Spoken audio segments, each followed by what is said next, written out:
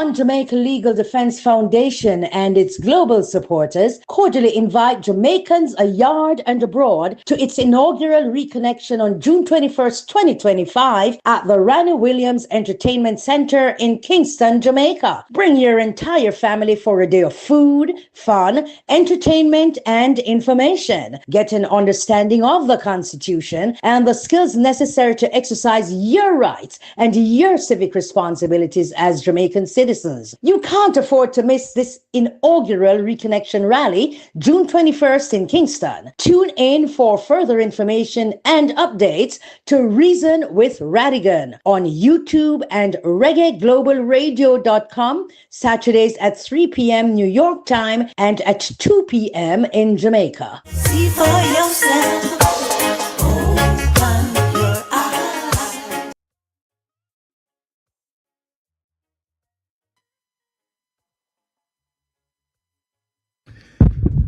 Good night, my people, my people, my people. Bless upon yourself, bless upon yourself, bless upon yourself. Can you hear me? Can you hear me? Can you hear me? Can you hear me? Can you hear me? Can you hear me?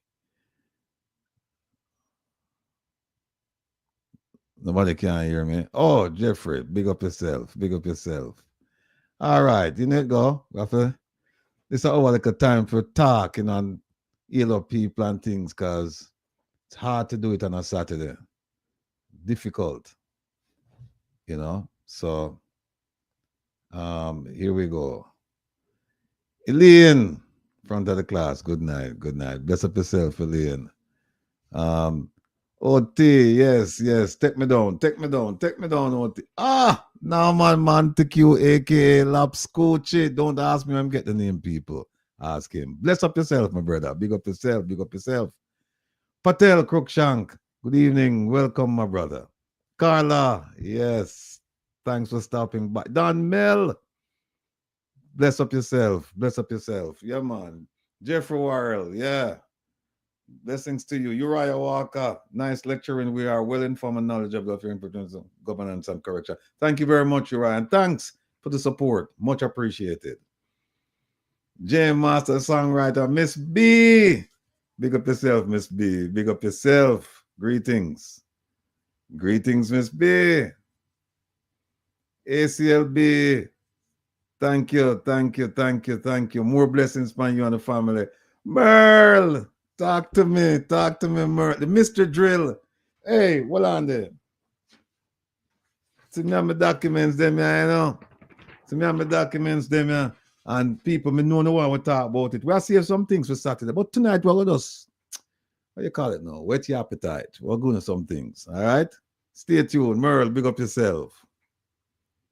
Marva, good night. Good night to you. Welcome. Cecile, welcome. Thanks for coming. Joe B, big up yourself, Joe B. Big up yourself. Take care of your chat for me now. Nobody slip through between you, Ilian,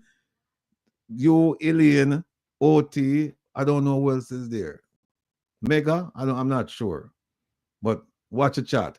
Dorothy, McCoy, blessings and welcome. Carla, hello. Douglas, bless up yourself. Sharon Samuels, everybody I watch. Okay, me I watch too. Me I look out of my eye. JP, bless up yourself and the family. Dorrit, okay, I'm free from P. What that mean, Dorrit? I don't know D. D, what that? You're free from who? Cecile. Yes, indeed. Ekron Sound System. Bless up yourself. Glad to have you in the house. Corinne Griffiths. Greetings right back at you. Mega. East New York, Brownsville, East Flatbush, Bed-Stuy, everywhere safe. Mega the boat. Marcia Este. Oh, you bless up Elaine. All right. Well, me I bless you up. Mike Jones. Yes, Mike. Very good reminder. People, we need to go sign the Magnitsky. We're going to talk about it later on. But Mike, thanks Thanks for stopping by and thanks for bringing that up. I love that name. A cheerful wild horse. Good night to you. Welcome. Matthew McCullough. Blessings. From Maryland. Big up yourself. Which part of Maryland, Matthew? You met me know, man. I like cats. Hi. Kinsley Anglin. Big up yourself, Kinsley. Kenneth. One love. One love. Blessings. Blessings. Oh, Hyattsville. All right. All right. Okay, Matthew. All right. We link up on them there, yeah. All right. Flex. Bless up yourself, Flex. All right, that's it. That's it. OT. That's it, OT say. All right. Tonight, ladies and gentlemen, we're going to be joined by Dr. Ben. Was away last week, but he's got so much to say, and he can't stay away from this program. Can't stay away from this program because him love the people, and him love come and spread him knowledge. And we welcome that and we appreciate it. So Dr. Ben will be joining us shortly. Oh, here's something we're still working on this this promo because we need to put some music to it. But this one here, see this? OJLDF, that's all of us around here. We present Shaka Fame versus DJ Kevin Stew. Shaka from Portland Spice Fame. This coming Saturday, May 24th from 8 p.m. I was going to say until you say when, but it's until midnight. And we're going to have a musical jamboree. When you know the thing go. I will be here, but I guess we're not good enough for join the clash, so best I'm gonna sit back and watch the two maestros go at it, and join the audience in cheering for both of them and just loving the music because you're going to hear some really nice music. And by the way, the number one league, I think he said he's the only legal DJ in Jamaica, Mr. Hugh Wildman. Many of you saw him not too long ago, and he did a commendable job. He will be back. He'll be back pretty soon because we want this Saturday is it's a fundraiser for the event that we just advertised, and Mr. Hugh Wildman is coming to do a fundraiser as well because both of them, Shaka Fame and Mr. Wildman, believe in what we're doing around here. And we just need some excitement. We need to hype up the thing. And we need to get some money. And at the same time, we need to entertain everybody. And when you come around here, you're going to be entertained. One way or the other, you're going to be entertained, right? No matter who you pick, because there are no losers around here. Only winners. And the biggest winner will be the Jamaican people. So I just want to keep that in mind. So remember, this Saturday, right after Reason with Rattigan. In fact, I think we're going to stop at about 7:45 and take a 15-minute break, and then we'll start at 8 o'clock promptly, and then we'll go to midnight. And remember, it's Shaka Fame and DJ Kevin Stew. And I'll just be sitting alongside all of you and just cheering both men and listening to the music, enjoying the music. We're going to have a good time. And remember, folks, it's for a worthy cause. So we're asking you to give and give generously. All right, make we take that down there. And then don't forget the Magnitsky Petition. We're going to talk about this again before we close for the night. But this petition, OT, how many people actually access the petition? Please tell me. I think he said it was more than Saddling Gale. Big up yourself. Miss Curiosity Kid. Thanks for coming by. Marva McLean. Bless up. 60,000. 60,000 people looked at our petition, our Magnitsky petition. And yet, we have fewer than 2,000. And that's a cause for concern. And so I started asking, see, 1,918. And we asked people, why is it that we're not getting the signatures? Two main reasons. First reason is when they go to change.org, there's a little sign there that says donate. And for some of you, when you try to register your approval of the petition, for some reason, I don't know if it's a glitch or not, but it's saying that you need to make a donation. Some of you are getting that message. I don't know what the answer is.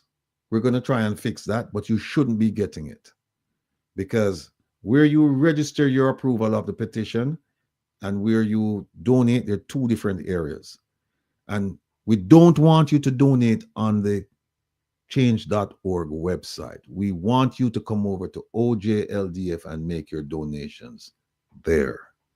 So please, when you go to sign the Magnitsky petition, do not make a donation over there. Just go in, sign the petition, exit. And then you enter the OJLDF space, the website, and then you make your donations over there. So that's number one reason that people believe that, when I say number one, it's the first reason. People believe that you have to make a donation in order to register a vote for the petition. And that shouldn't be the case. But apparently for some of you, you're getting that message. Okay, so OT say you only need a valid email and you can use only initials to sign. That takes me to the second point, which is a lot of people believe that if they sign the petition, the Jamaican government is going to find out and retribution will be at hand. No, no, no, no. They won't know. Wilbert, big up yourself. Yes, Wilbert. All right, sir. All right. The Jamaican government will not see your signature. They'll not know who signed the petition unless you tell the government.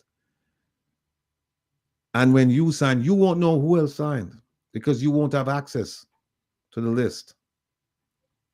So that list will be turned over to foreign governments, not to the Jamaican government. So you have no fear that they will come after you for signing. So I'm asking you, if you're afraid to sign because you're fearful that the government will exact vengeance on you for doing this, it's not going to happen. Trust me. So please go ahead and sign. And if you believe that you have to make a donation in order to sign, that is not the case. See, OT just put it up on the screen. She said, for example, you could just sign as J. Tom.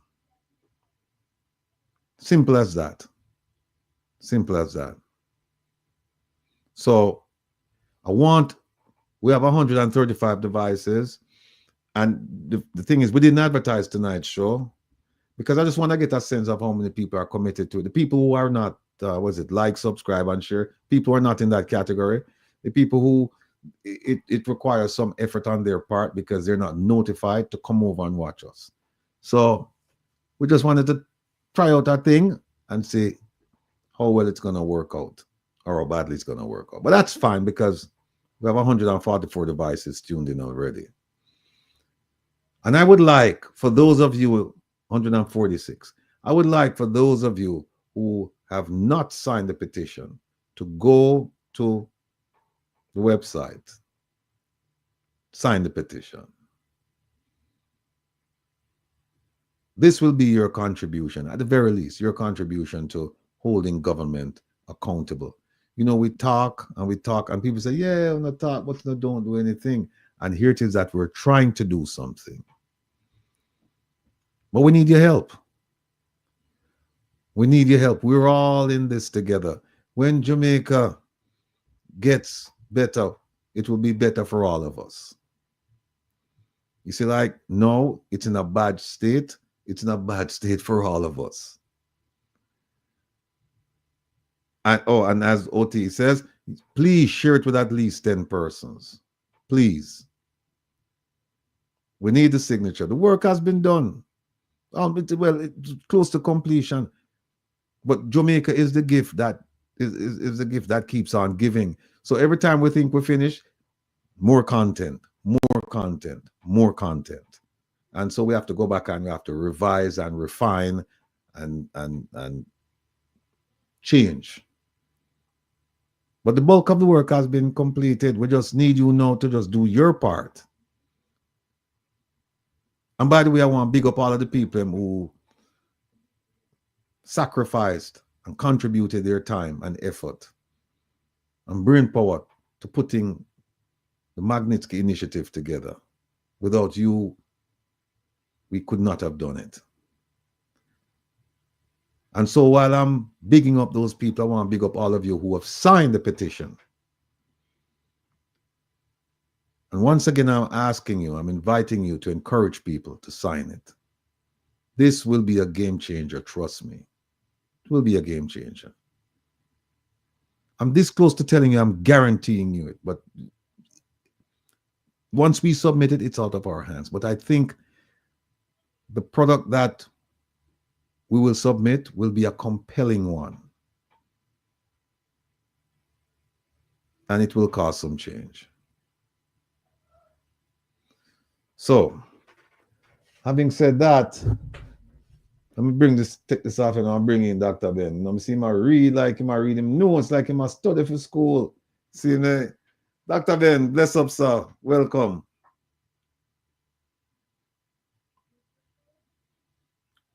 Can't hear you. Was muted. Sorry. Yeah, man, it's good to be back. Good to see you. Good to hear everybody. You know. Sorry for the my absence for the last 2 weeks. You know, sometimes things get really hectic, but you know, we have to do what we have to do. Okay. Hey, OT, you see, thanks for putting up Dorot's message where she said that there's a problem asking you to make a donation. This Saturday, the MC for the event will be none other than the president himself. He is the expert on this problem or fixing this problem with change.org. So we're going to have him on, and then we're going to once and for all resolve this issue because it's a lingering one and we cannot afford to have it continue to linger because time is at hand. We only have 4 weeks left before the event. Well, actually, we have 4 weeks before the event, but for this, we would like to send this out before the event, if we can. We need the we need the signatures. We need the signatures. Oh, here. Oh, say OT said instead of donating, select the option to share. I don't know what that means, so we'll talk to OT about that. Yes, Dr. Ben, welcome. Yeah, man. How has it been for the time? We miss you, man, and the time that you've been away. What have you been doing, and how are things on your end of the island? You know, well, you know, we've been up to a lot.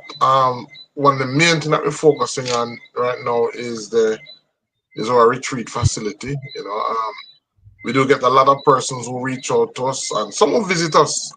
And we have limitation in terms of what we can do. So, you know, I've been working overtime in terms of getting that facility, and very soon we'll be able to share. You know, where persons can come. You know, for certain persons with certain conditions, we can't help them remotely, and so that's what we've been working on. So, you know, we've been making good progress, good stride. So it's just a matter of time before it is completed. You know, but I want to thank all those persons. A number of persons have reached out and tried to find out what's happening, you know, but it's good to be back. And I miss the whole reason with Rattigan family. It's almost like a staple. It has become habitual now to meet, and so when I miss a week, it's almost as if you would know what I'm talking about because you were missing, and I'm sure it's almost as if something seriously was disrupted. So I'm glad to be back. Yeah, by the way, I want to big up Yvonne. She was here last week. She did she's a dietitian and she did a piece on foods to eat and how to eat and all of that. And we just want to big her up. Know she's watching. And go already, Yvonne. My place is your place. You can come by anytime. But Dr. Ben, yeah man, we miss you, man. And we get a phone call to ask, warm to Dr. Ben if he's sick. We say you're not the man to help if he's sick, man. Yeah, man. Too busy to be sick. So Joe Black says like he went on holiday and the family never come with you. He left the family. Exactly. That sounds like a runway, man. And left the family. Sometimes a little that have to go on, But whether the family come or not, it's all in name of the family. It's all in the interest of the family. Okay. So Ronnie Nicholson said she sent it to a whole bunch of people now. No, she can't sign. Ronnie's tuning Saturday because President Lincoln will be here, and hopefully we'll be able to sort out all of the people who. Well, what did you know? They would have seen the amount of traffic that's going to it. And of course sometimes they want to benefit from the traffic. They want to benefit from the traffic. So sometimes that's how those platforms are. Yeah, that's how those platforms are, because if there's 60,000, when they look at their stats, I'm sure that this would have come up as one of the higher ranking projects, higher traffic projects, and so they're going to want to take advantage of that because it's all a maths game, and some persons will undoubtedly contribute, thinking that they're contributing to the Wil Rattigan initiative. Yeah, you know what? That's a very good point you made. I never even thought about it. That maybe they look at the traffic and then they just funnel them through the donation site. Make sure. Yeah, you're right. That's a good point you raise. Well, we'll see how Prezi can handle that. Was it Mike Reed? So look forward to see Dr. Ben. And Michael Kenlock same one get in touch with Yvonne, the dietitian. All right, Michael, I think I'll have her on next week. So tune in next week, right? We'll have Dr. Ben and we'll have her on if only for part of the program, so that you can if you have a question for her or whatever, she'll be able to answer it for you. Queen Breezy, big up yourself. Breezy outside, I see we're okay. OT said just your name and your initials and a valid email. Okay, all right. But again, okay, Doc. All right, very good. Very good. So now I don't know if someone eats food gives you a high blood pressure, sir. No, but not some think that because seafood come from the sea and it's salt that they're gonna give you high blood pressure. Not at all. There's no link between eating seafood and high blood pressure. So because when you take the fish out, it's not going to be a salt fish. If you notice, the fish is not salted. So eating seafood will not add to high blood pressure. You have to watch the salt that you add to the food itself. So you want to watch the amount of sodium that you add to the food itself, or the amount of sodium-rich foods that you are eating. Some people may also have high blood pressure because of low potassium. Right? So some persons, if they just increase their potassium, then it will balance out the effects that the sodium would have in their diet. So one good way of balancing that out, because a lot of people are potassium deficient. So you want to do that. Mike Reed says Medical Wednesday. See there? Maybe that's what I change the name of the program to Medical Wednesday. Yeah. Doc, the land of Content. Don't have a place named Content in St. Elizabeth, a place named Content. Content. I know there's content in St. James. St. James. Okay. There may be in St. Elizabeth, I'm sure there's one in St. James. And well, Trelawney actually, at least Trelawney. Content in Trelawney. Well, Jamaica content rich, so I mean we can't call it content, you know. Oh yes. Everywhere you go in Jamaica, there's content. Boy, Dr. Ben, I tell you what, you know, the fertilizer thing, you know, we've been talking about it since 2022, and it was only about 10 days ago that the Auditor General submitted a report that was tabled in Parliament. And we did a piece on it last week, and we're going to complete the thing this Saturday. And it's an amazing thing. It's amazing to watch how Jamaicans, politicians, civil servants, how they manage to just disregard the masses and just scoop up everything for themselves. You know, it's disheartening to see what, as I said, you know, in its most extreme form, they call it man's inhumanity to man. It's not that bad, but it's just, to a degree, it is how we treat each other. Things come in. Yes, Mega, thanks. Things come in for feed the people, them are to you know, donations for people, and the people who are supposed to be distributing the thing, them run off with it. And in the case of the farmers, there's a farmer who's watching right now, you know. She just sent me a message. You know, she know me at that. She went and she asked them, you know, she's a registered RADA farmer, you know, and she went and she asked them, because she had some fertilizer and she was planting pineapples. Right. And she asked them for 20 pounds of fertilizer. Now, keep in mind that they said registered farmers are eligible to receive up to 2 bags of fertilizer. Each bag weighs 120 pounds. So 240 pounds you could get as a max. And she went and asked 20 pounds. And they wouldn't give it to her. 20 pounds. 20 pounds of fertilizer she go and ask for. Because she had some already and she said she just want to make up, you know. And they didn't give it to her. Yes, sadly, I can bet you a lot of fertilizer has found itself on shelves for sale. Indeed. And you know, we have a friend, you know, and all of us who ran that chat earlier about a half hour, 45 minutes ago. I don't know who me I talk. We had a friend who came on and mistakenly he heard my program and he mischaracterized some of the things I said.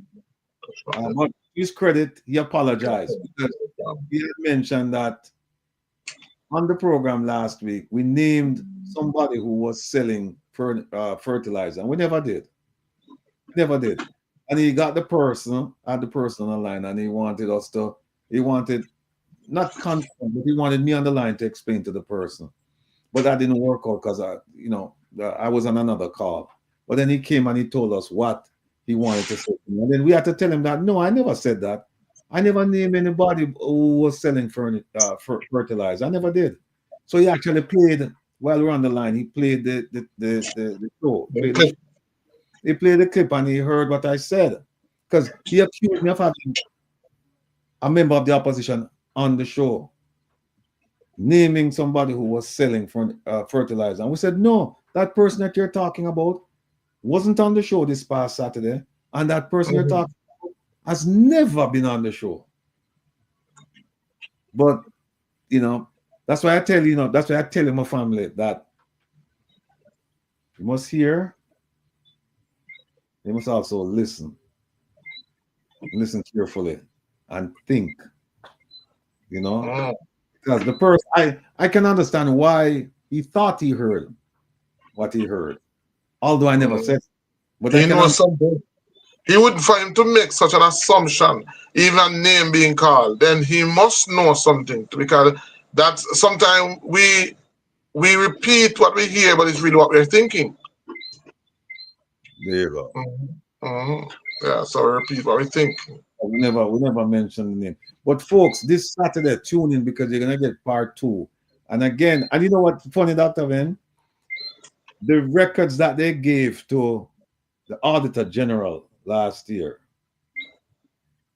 differ from the records they gave me the year before for the same time period.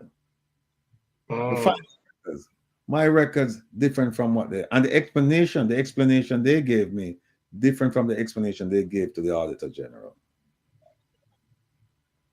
It's just it's mind blowing that these things in this day and age they're happening, and we need the people to understand, we need the people to know, we need the people to take a stand about what's going on.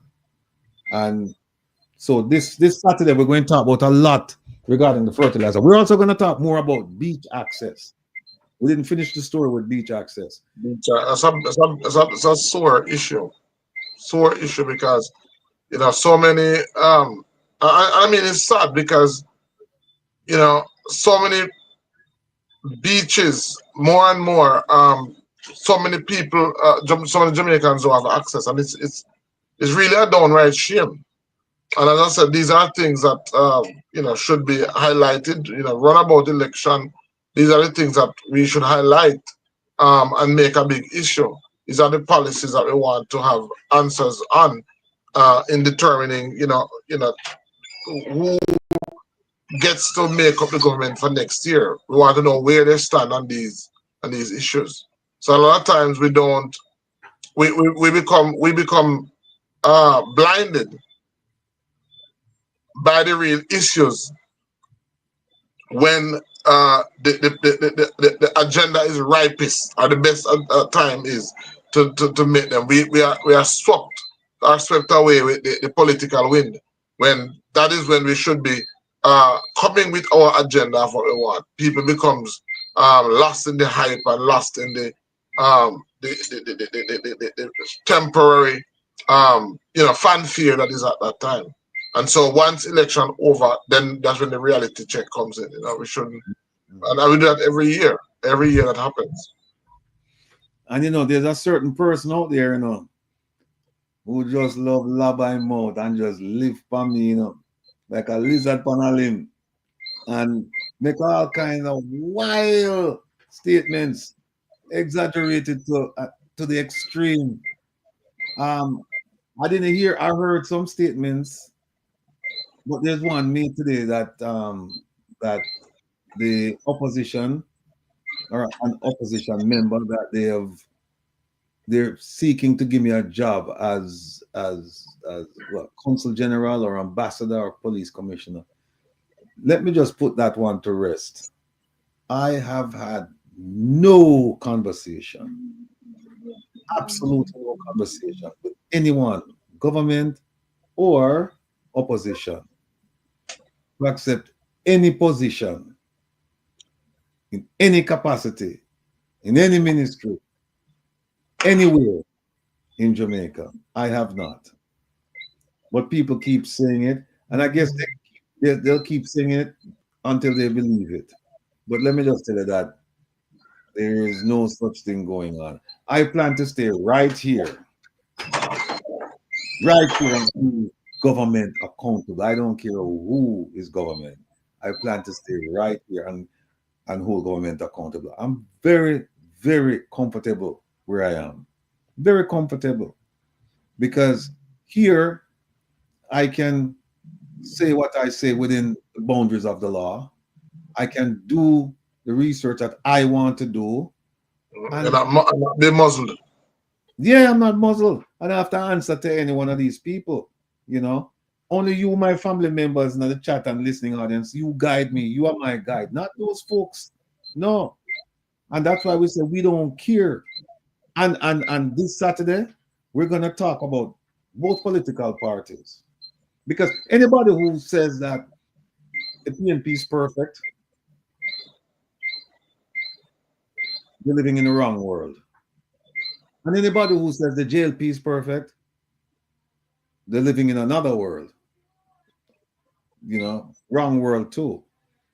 Nobody's perfect. Every government makes mistakes. And so people have to be critical. People have to be knowledgeable about the issues. And when we criticize our government, people, some people just get it all wrong. We're not criticizing our government in terms of condemning our government. We're criticizing our so that the government can do a course correction and change its ways and take care of people. That is what we're doing. Right. Because there's room for improvement. Exactly. But this government has seen it as an affront. They see it as an attack. If you say, hey, the police are going to kill out the people, them say, oh, is one thing. If you talk about education, you're an antagonist. You are trying to bring the government down. If you talk about good governance, if you talk about foreign affairs, if you talk about housing, if you talk about infrastructure, health sector, no matter what you talk about, if you say something that the government and you point out something that the government is doing wrong, or you point out a promise that was made and is still unfulfilled, people say you're antagonist, and they say that you're trying to bring the government down. Well, let me just say this. If doing those things mean that I'm trying to bring the government down, then I am trying to bring the government down by doing those things, by holding government accountable. If that's the definition of bringing a government down, because you're holding government accountable, you're holding their feet to the fire. When them say them spend money, you say where you spend the money, how you spend the money, why you spend the money, who you spend the money with, the procurement process, was it followed, this and that. If those things mean that I'm trying to bring the government down, then I guess I am. And guess what? I'm not going to stop, because to me, that's not a threat. To me, you should see that as constructive criticism. They say, okay, you know what? Because you can't know everything. And they say, oh, you know what? We've been doing this. And here's somebody with an idea that maybe is better than the one that we're following. So let's look at that. And if it makes sense, then do a course correction. That's what you expect from your government. But, Elaine, you're right. Small people, small minds. There's another saying, there are no small parts, only small actors. Right. So it no matter how much you do to hold government accountable, even if it's just a little bit, do it to the best of your ability. Do it to the best of your ability. Because here's what's going to happen. People are always going to criticize you. People are always going to criticize you. So just move on. And moving on, there's a topic that came up about this drill, neurosurgery drill. Have you heard about it, Dr. Ben? You mean for the oil, they're resuming the oil drill? No, the neurosurgery drill, the drill that they paid an exorbitant amount of money for. No, I've heard about it. Well, here's what happened. And let me see if I can find it. Because what's his name had 1 second there.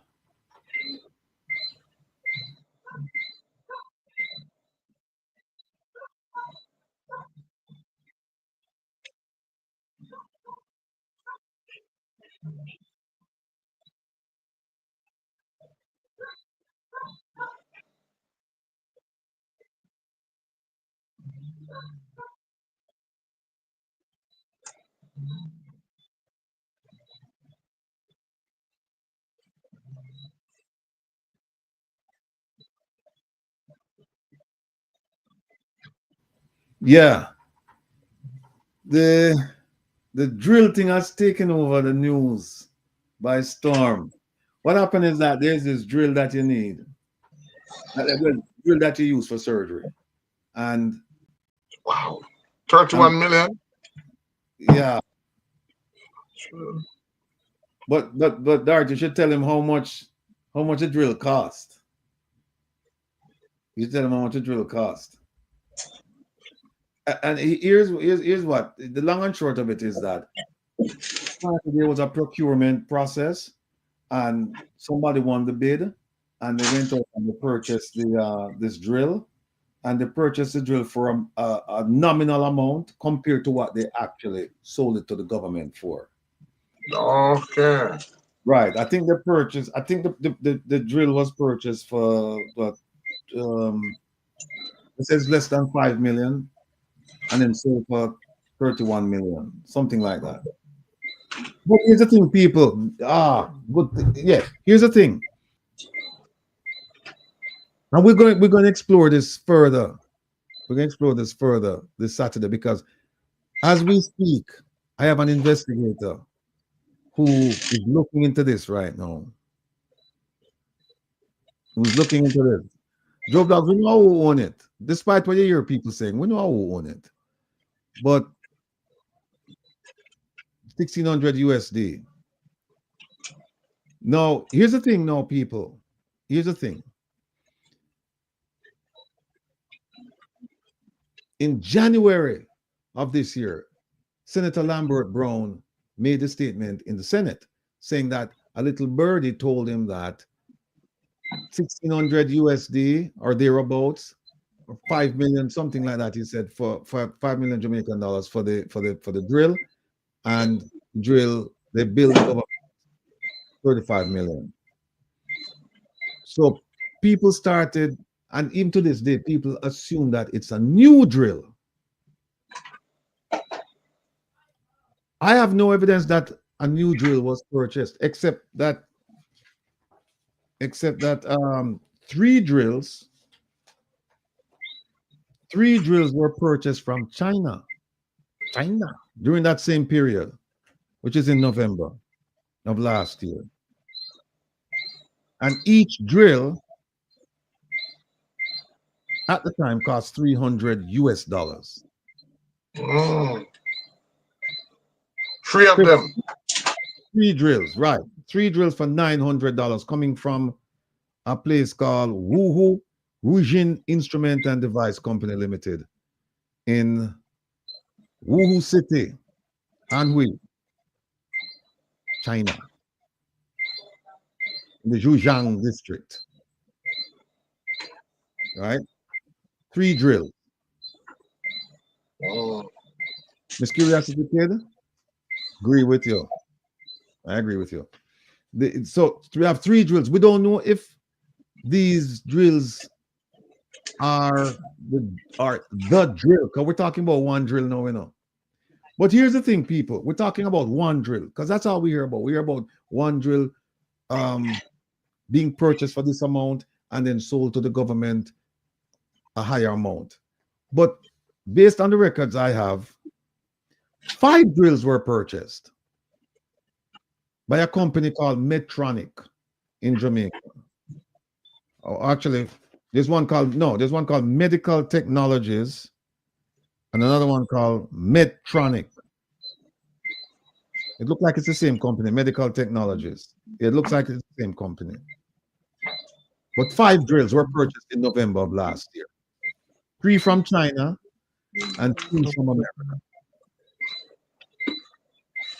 The 2 from America, they were refurbished. Now, if they're using these, if the drill, because remember now, Dr. Ben, we don't have any proof that there was a brand new drill coming from America. Right. We have some invoices showing that 3 drills came from China. We don't know if they were new or refurbished, but we do know that 2 drills came from America last November, and both of them were refurbished.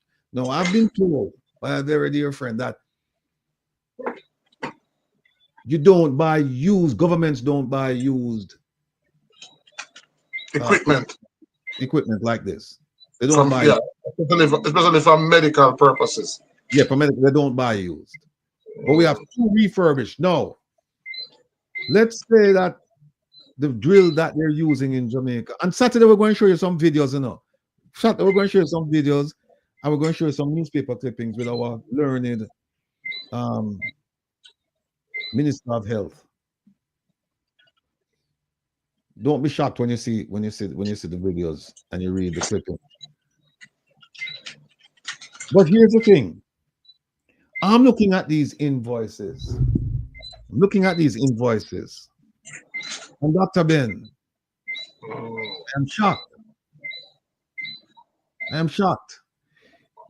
Here's the first thing that I'm shocked about.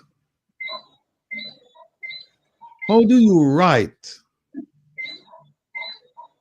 November 13, 2024? If you're writing a letter, you're not writing it out. You're writing numbers.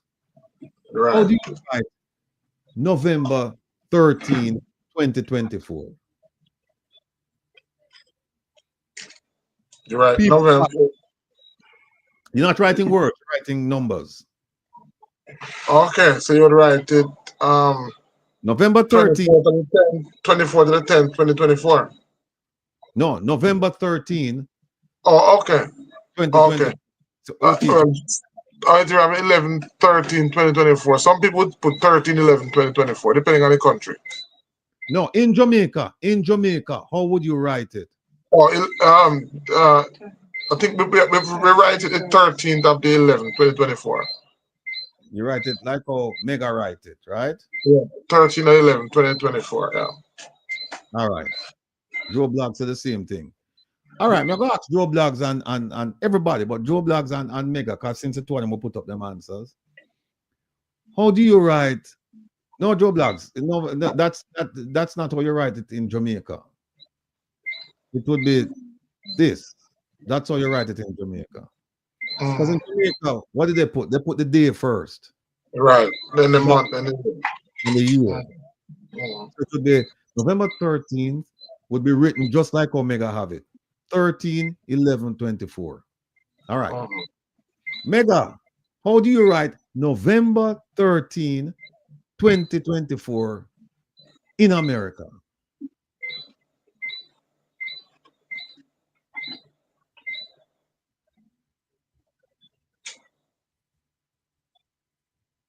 Well, you're right. The other way, 11, 13, 2024. You're absolutely correct. Joe Blogs put it up there. That's how you write it. No, right. Here's the thing. This company that sold the refurbished drill it has I'm looking at the invoices and I see 3 addresses in America. I see an address in Minneapolis. I see an address in Texas. And there's an address in Miami, in Florida.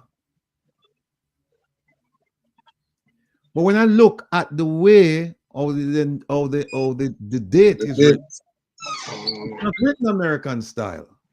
It's not written like how Joe Blogs have it right here. It's written Jamaica style. It's not written like that. It's written like, no, it's not written like that either. It starts with the 13 first. That's the American style. Start like that.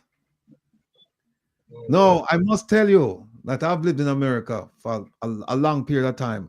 I've never seen November 13, 2024 written like that. Never. I've seen it written like this. The month first, followed by the day and the year. Never the day first, the month and the year. But an American company wrote it like you'd write it in Jamaica, which is very strange. You're right. And when you say 13, you know it can't be, that must be the day. It can't be the month because we don't have 13 months. Right? So then when I look further at the invoice, what do I see? I see 2 invoice numbers. 2 invoice numbers. Joe Blogs, I read my mind, Joe Blogs. Then, when we go down and we look further, we see that there is no signature on the bill. There is no signature. And then we also see where it's purchased in Minneapolis. It's shipped from Texas, and then it goes through Miami. And here's what's interesting.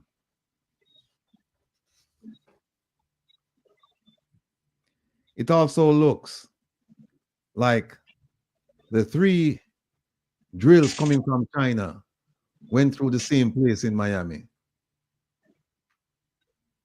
I don't know how that's possible, but it needs some explaining.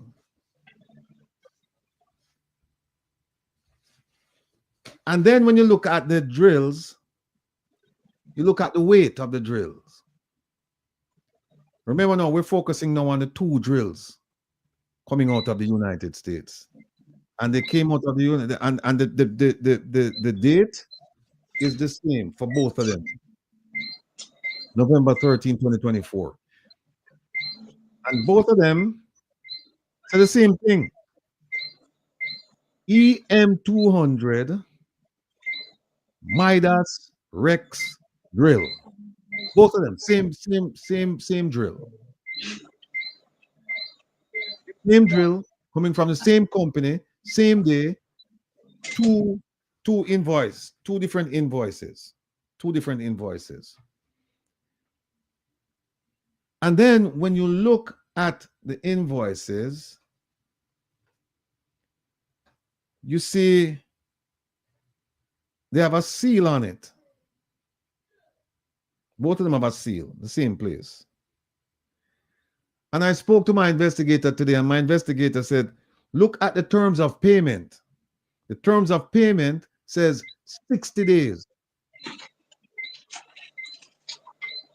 So they're selling a drill to somebody in Jamaica, and they're telling them you have 2 months to pay me. We're gonna sell you the drill and you pay us 2 months from now. My investigator said to me that's very unlikely. Nobody's gonna send you something from America and tell you Jamaica. Yeah. I wait 60 days to get payment. 60 days. No. And then when you look at these 2 drills, 2 exact drills, and you look at the weight, one of the drills weighs 1 pound. The second drill, same drill, weighs 2 pounds. And when you do your research and you look at this drill, this EM200 Midas Rex drill online, it weighs about 12 pounds. All right. Wow. So how is it the same drill? One weigh 1 pound, one weigh 2 pounds. But when you look at it, like if you're going to buy it, if you're going to buy it and you go online to buy it, it says 12 pounds. The exact thing, it says the weight, net weight, 12 pounds. 11 something in some instances. Something not right. Something is not right. And then when you look at the 3 Chinese drills, I think it's like 20 something pounds for the 3 Chinese drills. 30 something pounds. Each Chinese drill, I think, weigh 11 pounds. So the 2 drills that are exactly the same, the 2 drills, they have 2 different weights. And the 2 weights, we would them give them to us, those weights, they don't match. If you're buying it online and you just say, what is the weight of this? It's a different weight completely. And I've been told by people in the business that there's no way that EM200 Rex drill going to weigh 1 pound.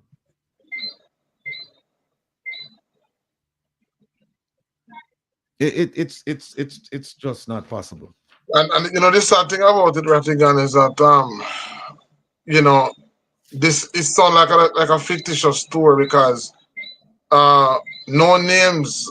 They are directors. They must be directors for these companies, and no names are called. Nobody is held accountable. We're going to get to that, man. Mm-hmm. We're going to get to that. And so, what happened now is that the two drills from America, two identical drills, different weights, both of them cost the same. Both of them cost $1,605.40. Right? $1,605.40. But then when you go online and you look, you find that these drills don't cost $1,605. They cost more. They cost more. No, we know that based on what the minister themselves said, that they paid $35 million for the drill. So we don't know if it's this, if it's the refurbished drill or if it's one of the Chinese drills. But the Chinese drills, remember now, this one of these drills, both of these drills, putting the weight aside, they each cost $1,605.40, right? The Chinese drills each cost $300. But here's the catch, or here's the kicker, or here's the problem. The drill was sold to the Jamaican government for $35 million. Wow. Put it another way, for about approximately $192,000. So they pay, if this is a drill that they use, they pay $1,605.40 for the drill, but they charge the Jamaican government approximately $190,000. Taxpayers, taxpayers, taxpayers, taxpayers. Nobody will be held accountable. It's just 9-day talk, and I mean, until that changes, it will continue to be like this. Yeah, and what happened now is that we found that all of these drills went to one company. We went to one company. And that company is called Medical Technologies.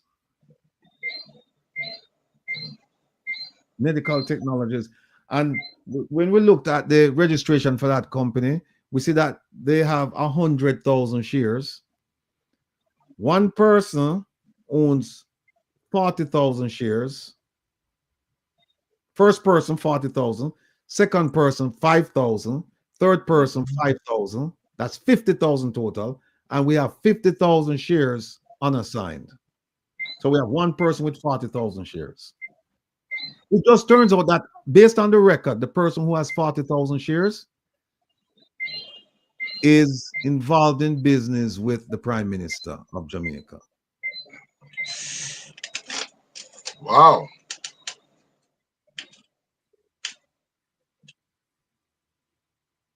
They are business partners?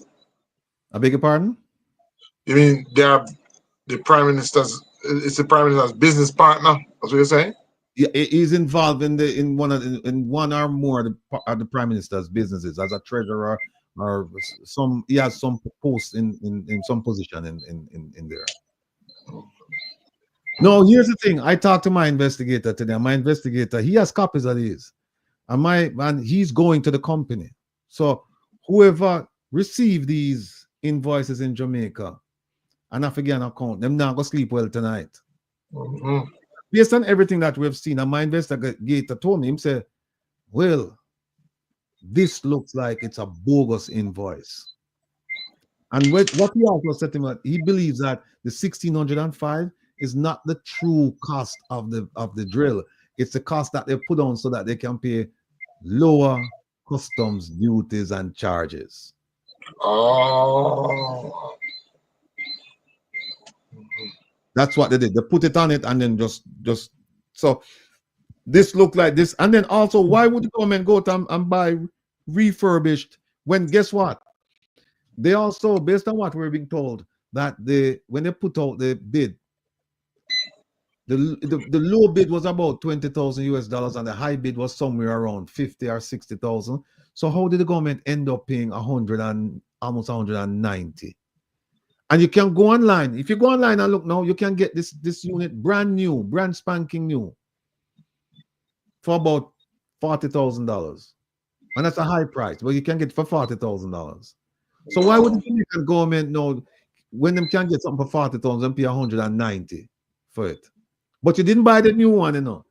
You get a refurbished one. If this is the one that they're using.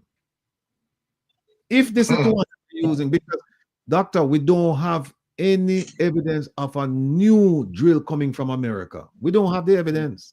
Right.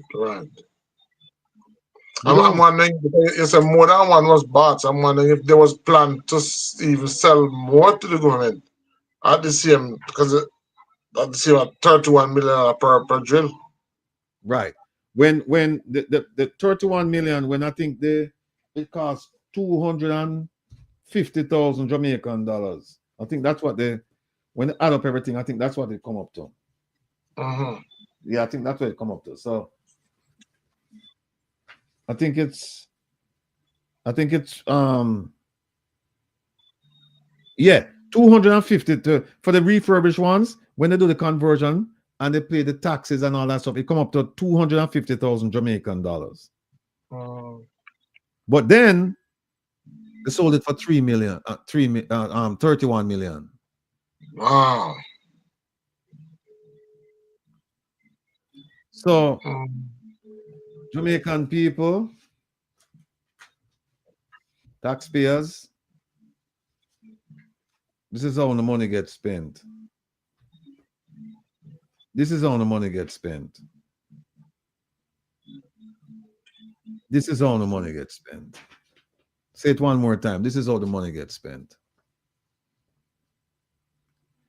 I'm reading this. I have the paperwork for the 3 purchases of 5 drills. And I have the customs forms to go along with them. And I'm telling you right now, sick to my stomach. Sick to my stomach.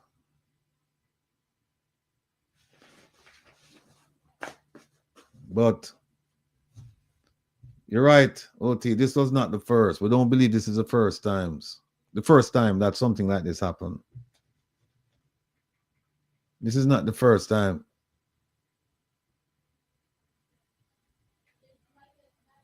So, Junior Gemini said, MP Williams, the trustee for Andrew Baba Company. Dr. Daz has a breakdown for all the money they scammed.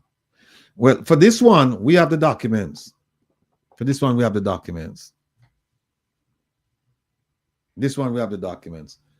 So, people, you know what? I'm going to open up the phone line and take some calls from the people.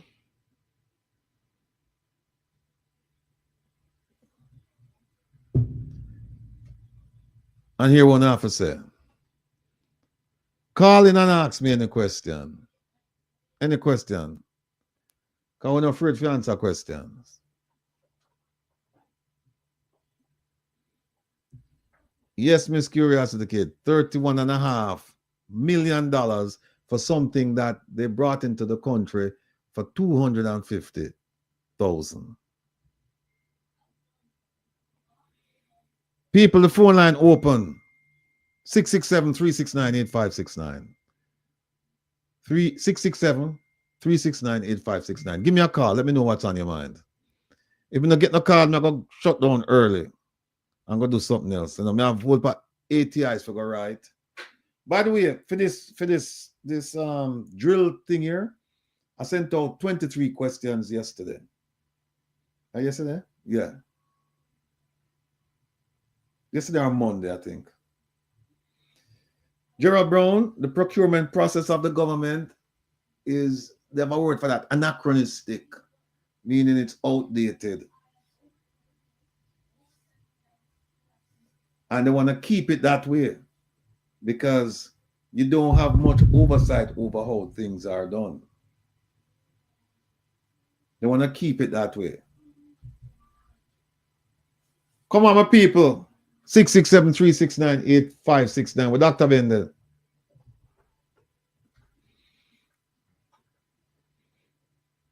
Junior Gemini said parts were missing from the drill.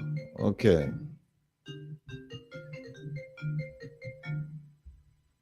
Caller, good night. Welcome to Come Reason with Rattigan. What's on your mind? Where are you calling from? Yes, Roddy. Long time caller, long time listener, several time caller. Bless up, my brother. Bless up. Yes, brother. Listen, man. I don't know why this is so alarming. Because this is just one of many instances where we see these things by government ministers, officials using taxpayers' money to find their own pockets. We have a prime minister with 28 bank accounts and unaccounted wealth. We have seen ministers like Douglas Bars with water truck selling water to his own constituency instead of providing the people water service. He's selling them water. And we also need to recognize that in the recent poll that was conducted in Jamaica, only 8% of the population concerned about corruption. So we here are making all this hoopla noise about this device that was overcharged by some minister or some government official. Jamaica people is not concerned about that. And I hate to say it, they're more concerned about how them can afford a new BMW, a new Mercedes Benz, buy one big house on the hill, go skiing or go hiking.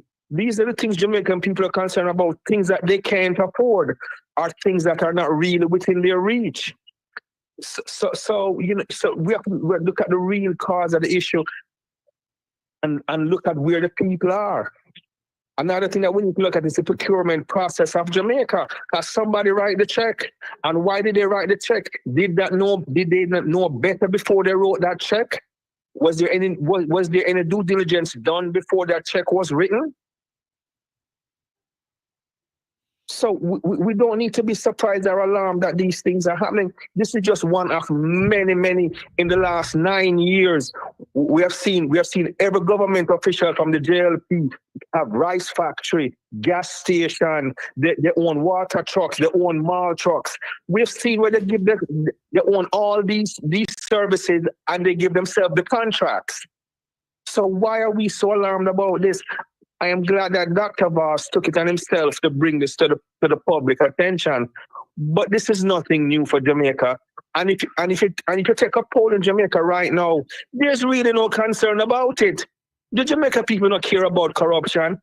Corruption is engraved in the society, and they believe in corruption. And if you're not corrupt, Jamaica people look at you sideways. And that's a fact. I hate to say it because I'm a Jamaican, but these are facts. Jamaicans believe in corruption, and they believe that corruption is the order of the day. It's engraved in the Jamaican society. We've had decades of corruption, and the people know nothing else about corruption. You can buy your way through Jamaica in every sector of society or government. Those are facts. So when we sound the alarm on these things, it's just circulating in the diaspora. But Jamaican people really don't care about these things. Right, it doesn't move the needle with Jamaicans. It does not. I was there recently, and it doesn't move the needle, Roddy. All right, let me ask you a question, right? You said that people can buy them way through Jamaica. And you said that Jamaican people care more about buying the BMW and the Mercedes and building the big house on the hill. That they cannot afford. Okay. How many Jamaicans you know who fit the profile there? Probably about 3% of the population. 3.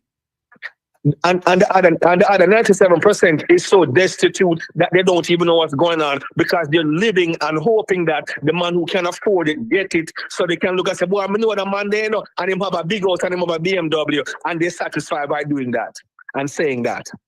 So that's why our focus around here is the 97%. to try and change the mindset so that they don't do the thing that you just described. So that they can look at it and say, well, why is it that we don't have any opportunities? Why is it that we're paying taxes and our taxes, we're not seeing the benefit of our taxes?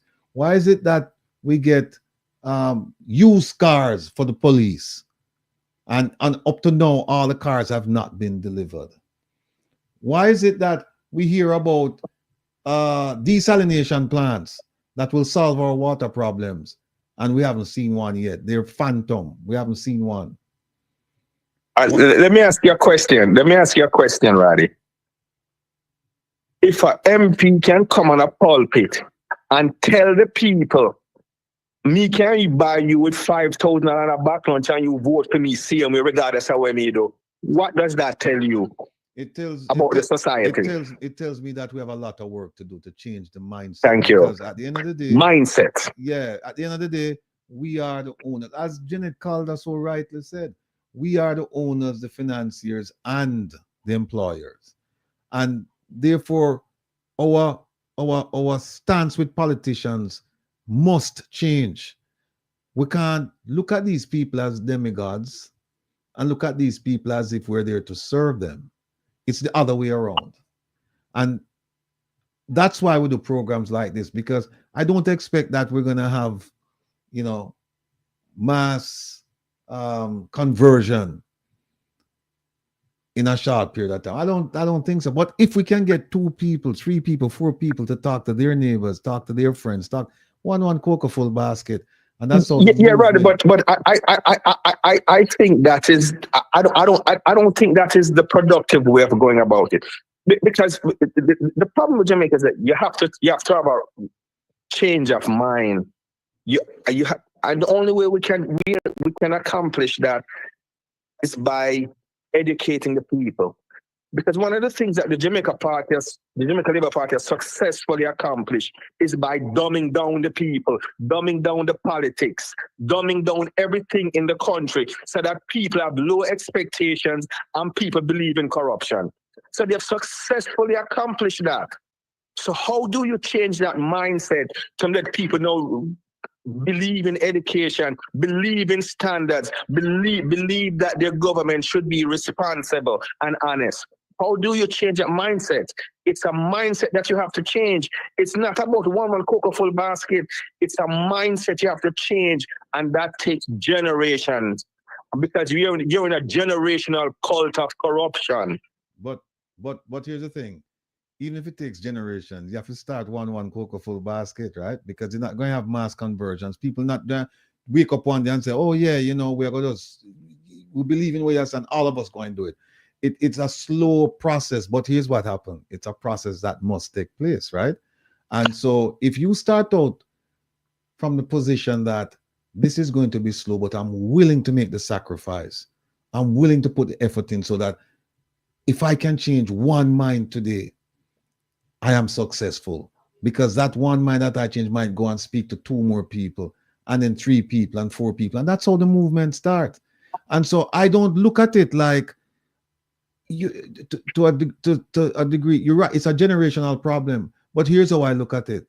I am putting the effort in because I want it to change during my lifetime. If it doesn't change during my lifetime, that's okay. But that's my goal. My goal. Yeah. Don't think that for any moment I'm saying that we should not speak on the issues, or we should not address the issues, because one thing we know for sure is that the Jamaican media has done a disservice to the country and has betrayed the country, because them licky and them easy for buyout. So the Jamaican people is a huge part of the problem with the country. So there have to be information coming from other sources, which means that us that were in the diaspora have to take that responsibility to educate and enlighten the people and speak the truth to power. Let me ask you a question. Let me ask you this, right? Because I enjoy talking to you, right? Because I don't have to agree with everything you say, but I have to respect what you say. I have to listen to what you say. And and one of the reasons why I like talking to you is because you don't come across as arrogant, and you're not fierce in the way you put the argument, as if you want to fight, like some people, right? You make a cogent argument. No, and I appreciate that. Let me ask you this. We're around here several nights a week doing this, trying our level best to open up the minds and the eyes of our Jamaican people. And we're getting favorable reports, good reports that people are listening, they're hearkening to the message. Let me ask you, what's your contribution? What's my contribution to what? You just said we have to open up the minds of the people so that they can understand and then they can change, even though it may take generations. So this is what we're doing. So tell us now, what are you doing now to help with this process? Because you recognize the problem, you know. You recognize the problem, you've identified it. So now we're asking you, now that you've identified it, what are you doing to help? My contribution and how I contribute is to share information whenever possible with the people who are willing to listen and have and engage. That is my contribution, because at the end of the day, the power lies with the government, not with me as an individual. All right. So I can only contribute in the way of having conversations with people who are willing to engage, willing to listen. Well, here's the thing. We are willing to engage with people who are not people who are willing and people who are unwilling to listen to us. Because what happened is that if you only preach to the choir, then at some point the choir are going to sound the same, have the same members and all that. So we go out and we talk to people who normally wouldn't listen to us. I tend to differ. I don't agree with that premise, because based on what you just said previously, one cocoa full basket. Mm-hmm. So you can't say one full cocoa full basket and then come back and say that. And say what? What you just said about preaching to the choir. Tell me what I just said. You said that preaching to the choir, just after a while, is just repeating to the same people.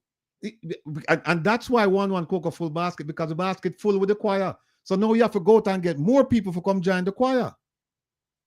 Well, don't you think that information is translated just like everything else? Example, if I'm selling goods and services and I provide good services, I want that one customer is going to bring me 50 new customers, because they're going to say, listen, the services that was provided was great, and I would recommend that you use that services. And it's the same way information is transmitted. There's nothing different about it. Here's a difference, though. Here's a difference. When you're talking about providing a service, what you have a willing seller and you have a willing buyer. We're not talking about that with the Jamaican people, as you said, because the mindset is such that they're not open to this. And so you have to persist. You have to make the sacrifice. You have to show them the way. And slowly but surely, you get one here, you get two there, you get three there. Whereas in your case, you have somebody who's willing already. You have two parties that are willing. You have a willing seller and you have a willing buyer. But in the case of Jamaica, where we're preaching this message to them, they have been brainwashed. So what you have a willing preacher and you have an unwilling congregation. One of the things, Roddy, that I would like to say is that the Labour Party, the Jamaican Labour Party, has successfully created poverty and destitution. That creates the vacuum for them to operate, because once poverty and destitution opens up the opportunity for corruption, it opens up diversion for people to look the other way. It creates the kind of society that they currently have in Jamaica. So the key to changing the mindset, Roddy, is first creating a system where people can see themselves moving forward out of poverty and out of destitution. People seeing themselves re-energizing education, empowering the people. They've successfully amputate these things from society, from the Jamaican society, and there's only a handful of people who's benefiting from the same honeycomb. And then now you have people who are destitute and don't see any way up or out, and they look at those people's success and say, we are successful. Just like in the back in the slavery days, when the slave master sick, the whole slave said, we are all sick. Mm-hmm. Mm-hmm.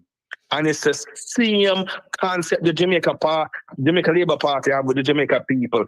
And it's a lack of respect, empathy for the country and the people. Mm-hmm. No, two things. One is I want you to describe to me the system that you just said. That you say we have to come with a new system. I want you to describe that system. But before we do that, you had mentioned that the power is with the government and not the people. And No. The power that you asked me a question. What I'm contributing, and I just reiterated that the government have the power. Not I don't have the power, but I can only communicate with people who are willing to engage and listen. mm-hmm. Well, some would make the argument that if the government has the power, it's because we have relinquished it to them. Because Absolutely. because at the end of the day, they come to us for a job, as they're doing right now, right? Politicians are coming to the people of Jamaica with their job applications, asking for a job for the next 4 to 5 years. Let me ask you a question. With the arrogance and behavior of this current government. Now, let me be clear. I'm perfect before I say this. I am not a PNP and I'm not a JLP. Right? I'm an independent thinker and an independent person. And I try to look at things objectively. Now, with this current government in the country, do you think these guys think that they're in a job? Are they looking for a job? Is that the attitude they have? I don't think that's the attitude they have, or the mindset, because they're not. Because if you have that mindset, your behavior and your attitude would be much different. These guys think that they are the Lord. They have all the power, and the Jamaican people are subject to them, and that's how they behave. If you listen to their speeches, their excuses, and how they govern, they don't govern as like they're servants of the people. They govern like the people are beholding to them. Well, it's a matter of timing. At this point in time, they come to us looking for a job. Now is when they're gonna knock on the doors and they want to kiss the babies and they want to come hang out and play domino in the neighborhood. And now they're very familiar with the people. But once the job has been given to them, the attitude changes. If you look at the attitude during election period and the attitude like 2 years after the election, completely different attitude. Now they're coming and they're campaigning for what? For your vote. So they need you now. So they'll come around, and if you notice, it's a season of giving right now. Christmas time now, between now and election time. They're going to give you all kind of things. They're going to fix this, they're going to fix that, patch this, patch that. In addition to which, they're going to make a lot of promises. And what I want, and here's a role that you and I can play, as well as all of our brothers and sisters, is when they come with the manifesto this time, and I know that the editor, senator, is watching, this manifesto is going to be markedly different from the previous manifestos. And you know why? Because a change has come. We are now looking at the manifestos and we're telling our people that, listen, you see this water where they might give you out of this tanker we used to carry feces or whatever. This water where they might give you now in 2025, guess when they promise you this water? From 2016. And we can show them and say, so is this you want now? You get water now with E. coli, all kinds of things inside of the water, right? We're going to hurt you. And you get this, and you won't hear from them for another 4 years or so. Is this what you really want? So the attitude will change depending on the season. It's election season now. So now is when you and we need to join forces. By the way, let me ask you a question. Have you signed the petition? Tell me yes. That was my next question, because I searched for that thing and I can't find it. So you have got to give me OT, put it up for me there, please. OT. You can't see the screen? Hold on, Roddy.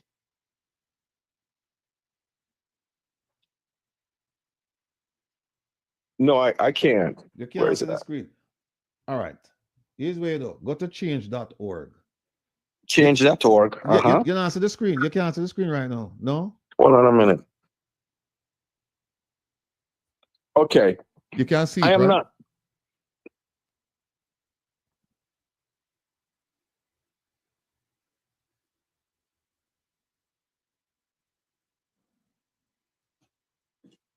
Okay. Here's where you do. Hello? Yes, I'm here. Mhm. Yeah. OT say you can go back because it's pinned in the chat. So you can go back and look. But go to change.org and you can just look for the Magnitsky. Just look for Magnitsky and you'll see it. And I'm asking you, my brother, right? Now is when we need to join hands and heart together. Yes. Now is when we must unite for the sake of our people.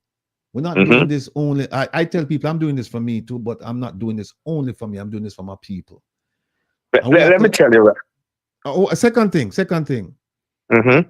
Have you made a donation towards the Reconnection Rally? The Reconnection Rally. No, I have not made that donation. I cannot find you guys. All right. So let me make it easy. Let me make it easy for you. Go to ojldf.net. www.one Jamaica Legal Defense Foundation. ojldf.net. We're there. Hold on a minute. I'm writing. Hold on a minute, Rob. All right, no problem. Run that by me again. Certainly. www. O as in Oscar, J as in John, D as in David, L as in Larry, F as in Frank, .net. Okay, got it. OJLDF. OJLDF. D as in David, yeah, F. .net. OJLDF. Okay. Yeah, man. Go over there and you will see all of them things there. Okay, got it. You will see the petition. petition. Yeah. That was one of the reasons why I called you tonight to get information how to get on that thing and get signed up on that petition. Okay. Petition. All right. You know. But I don't want. We need to pay more attention to the procurement process and find out, because somebody wrote the check and that person wrote the check should have done their due diligence. I agree. You know, and so we need to ask the person, why was the due diligence not done? Do we just write taxpayers' money and just hand taxpayers' checks out to any and everybody for any and everything? Well, you see, that's why I'm telling you that what we're doing, it's slow, but it's effective. Because you know what? You just ask a question, and the way you ask the question, I think you answer it too, I think you know the answer. Yes, that's the way it's always been done. That's why I ask it that way. It's always been done. And it's only now that we start shining the spotlight on it now that they must say, right, them people that look on we know. Look at what happened with Minister Kamina Johnson Smith, right? With the money that came in and went sideways and all that stuff. No, as a result of that, when they travel, and then I've been asking them whenever they travel, where did you go? Who went with you? How much money was spent? So they know I'm watching it. They know I'm looking at it. So once they start seeing the spotlight on their corner, them start straighten up and fly right. No, one thing. Go ahead. Does that mean that they're going to straighten up and fly right all the time? No, because when them straighten up and fly right, they might try to figure out another way to beat the system. But absolutely. But we're there. One thing I must say, Roddy, I applaud Dr. Dawes in the way in which he brought this to the forefront. And I think we need to look at his press conference, because when we just say corruption and we just say them thieves, these are the street words for Jamaican people that doesn't resonate. But when we identify the crimes and the corruption, and when we look at, for example, Cornwall Regional, that went from 2 billion to 28 billion and counting. In that parish alone, that could have given every citizen in that parish electricity, water, and new roads for everyone in that parish. And this is how we got to put it in the Jamaican people so they can see the disparity within the corruption. Just don't call the corruption, because one thing with Jamaican people, they want to know when I for me, how me can I benefit and when me could I get out of it. So when we see, Dr. Dawes did a very good job in telling Jamaican people that, listen, $31 million could have outfit the hospital, every hospital with these instruments. It could have given them bed, it could have given them ventilators. And those are the facts. To enlighten the people and open them eyes. Just don't call the numbers and call the corruption. But look at Portland. The MP sell water instead of putting water in people's pipe. This how you draw the disparity with them.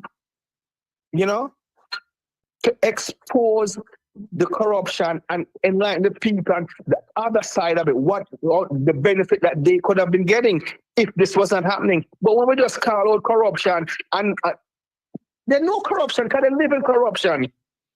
But let them know that if it wasn't corrupt, you could benefit from it this way.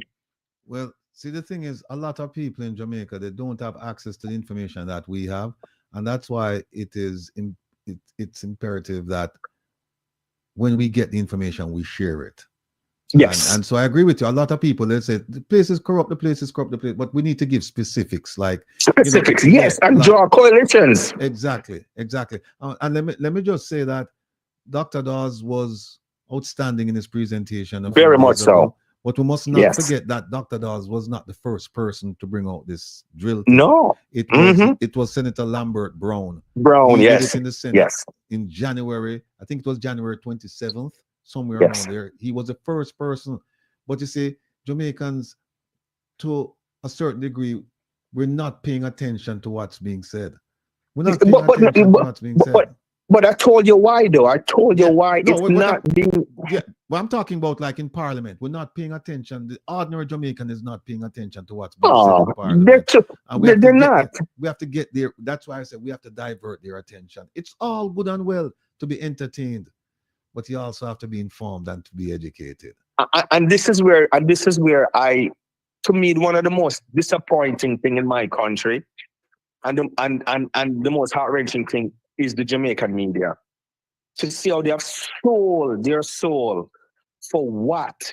The media has a responsibility to society to enlighten, speak the truth, and give information. The media should have covered this. Right. Well, not only they not cover it, Raddy, but they try to rebuke it. Because I hear members of radio station trying to make argument that it's not true, and why the facts and the evidence are there. Right. It's just like the man who owned the company and tell us how to feed company, him a hold it to somebody. What can go, sir? Well, make him tell you we might hold it fast. That's what they need to know. If you hold it to somebody, bring out the man where you hold it for. Make him come take stand the responsibility. Right. And Kimon Green, let me just digress a little bit. Kimon Green said 94% don't watch Parliament, and that's true, Kimon. And we need to. That is 100% true. Change that, because see, that's where the rubber meets the road. That's where decisions are made that will affect you in Parliament. And so we need, and part of this again, civics. So we need to get our people involved in what does it mean to be a Jamaican. Right, it's hard to expect, realistically, to expect people to watch Parliament, because here in the US, it's a small population. Watch the congressional debates. No, but here's what you do. Here's what we do. You start out with little bits and pieces, and you feed them and say, this is what's going on in there now. And you start getting their interest, because they don't want to come and sit down and listen to long speeches. But if you can clip little bits about taxes, for example, and you can show them, like, for example, when the Prime Minister said at the conference that there have been no new taxes in this JLP on the backs of the Jamaican people during this JLP administration. And when him said that, and you take that clip and you show them, say, listen, no new taxes. In fact, some people tell you that there have been new taxes, because when they raise the salaries, they put you in a different tax bracket, and now you have to pay more taxes, and you end up going home with less than you were before you got the raise. But even putting that Absolutely. aside, you can show that, hey, you know what? Look at tobacco, look at oil, look at all of these. Let me raise them. Yeah. Raise them. So when you can show people, when you can connect what's being said, to Consumption what's being taxes went done. up. Yeah. Yeah. If you can connect what's being said with what's being done, I think we have a great shot. We have a great shot of changing the minds of people. But Yeah, if you yeah, just yeah. go ahead. Yeah, and that's why I said just don't call corruption and call the numbers and you draw the coalition and flip the coin. If they are taking this money, everybody in that part in Portland could have gotten this, could have gotten that, because it's all about why night for me, when we can get or when we should have get, and yeah, that's how you break it down to the Jamaican people if you want to get their attention. Okay. Anyway, I'm gonna leave you now and see if we can Yes, get my some more people brethren. calling. So take care of yourself. Thanks for the engagement. Same was. Yeah, man. I'm gonna jump on that right away. Ira, thank you. My brethren, take care of yourself. Say the where was it? Morgan said that your death murder figure not correct. Here's what I do. Let me put it up there. Yeah. We don't really want to pick on him, because it's not a fair fight. Hold on a second. Caller, good night. Welcome to Comrades, Miss Rattigan. Where are you calling from? Hold on, let me turn off this device, please. Miss Philly. Hold on, please. Good night, Mr. Rattigan. Good night. Good night. How are you? Good night, everybody in the chat. You're alone tonight, Mr. Rattigan? If I'm alone tonight? Yeah. Never alone. Look at all of the people around me. No, I mean Doc. Huh? I mean Doc. Oh, you should ask me, is Doc here? Yeah, that's right. Oh, Doc was here. I don't see him. I trust that he'll return. Okay, all right. I'm not going to stay long on the phone. Okay. But, listening to you and the gentleman. Now, Mr. Rattigan, suppose intentional plan to write this receipt in that figure. You want to tell me that they don't know what they're doing? Sorry, could you repeat that, please? I'm saying, suppose intentionally it was planned, the person wrote the check, in that figure, in that amount. I think it was intentionally done. You mean the person who wrote the check for 31 million? Yes. Okay, it was intentionally done. I believe so. Okay. Yes. No. Come on. They know what they were doing, Mr. Rattigan. They know what they were doing. Yes. It's just that it come to light, and you can imagine how many more things they have done, which is hidden, that they know, that no one else knows. I don't think it's just only this, more things, because when you look on the health sector with Tufton, it's drained. Even the funds from Shaggy. I don't hear you say nothing about it. That fund to me was not used. Where's that fund? They kick up rumpus for it. He handed over. He never hear anything more. Mm-hmm. They don't know what they were doing. All that was a plot among all of them. Andrew Olness too. Andrew Olness know a lot. That's why he kept quiet over a period of time. Mm-hmm.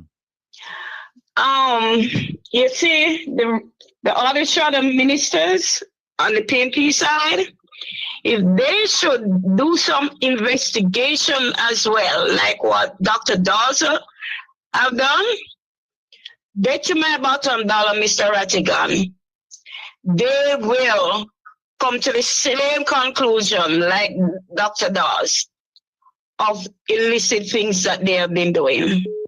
Every shadow minister, every shadow minister with ministry, where funds have to be allocated and spent must do their checks and balances as well. You don't think so? Yeah. I mean, we have to do some audits. We have to do some oversight. And that's one of the reasons why we bring some of the oversight committees in South Africa and in the US, and teach our people how to ask politicians questions, teach them how to think through a whole bunch of words, to chop and slice and dice. And that's why we will continue to do it, because there's a need for it. And we see where we're making grounds, we're making gains, and so we will continue. We won't stop. Yeah, and when they know they are wrong, the easiest thing to come and say lawsuit. They think it's a lawsuit go. They can come, bring it on. Guilty, them guilty, and they're ashamed because they're being exposed. Right. No matter how they try to hide the wrong, it comes right out. The truth comes out of it.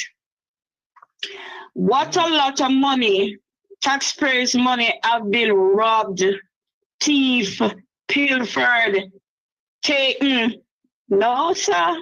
When you look on the amount of money that could have made Jamaica better in many respects, it's just gone like Sammy mouth, so Mr. Rattigan.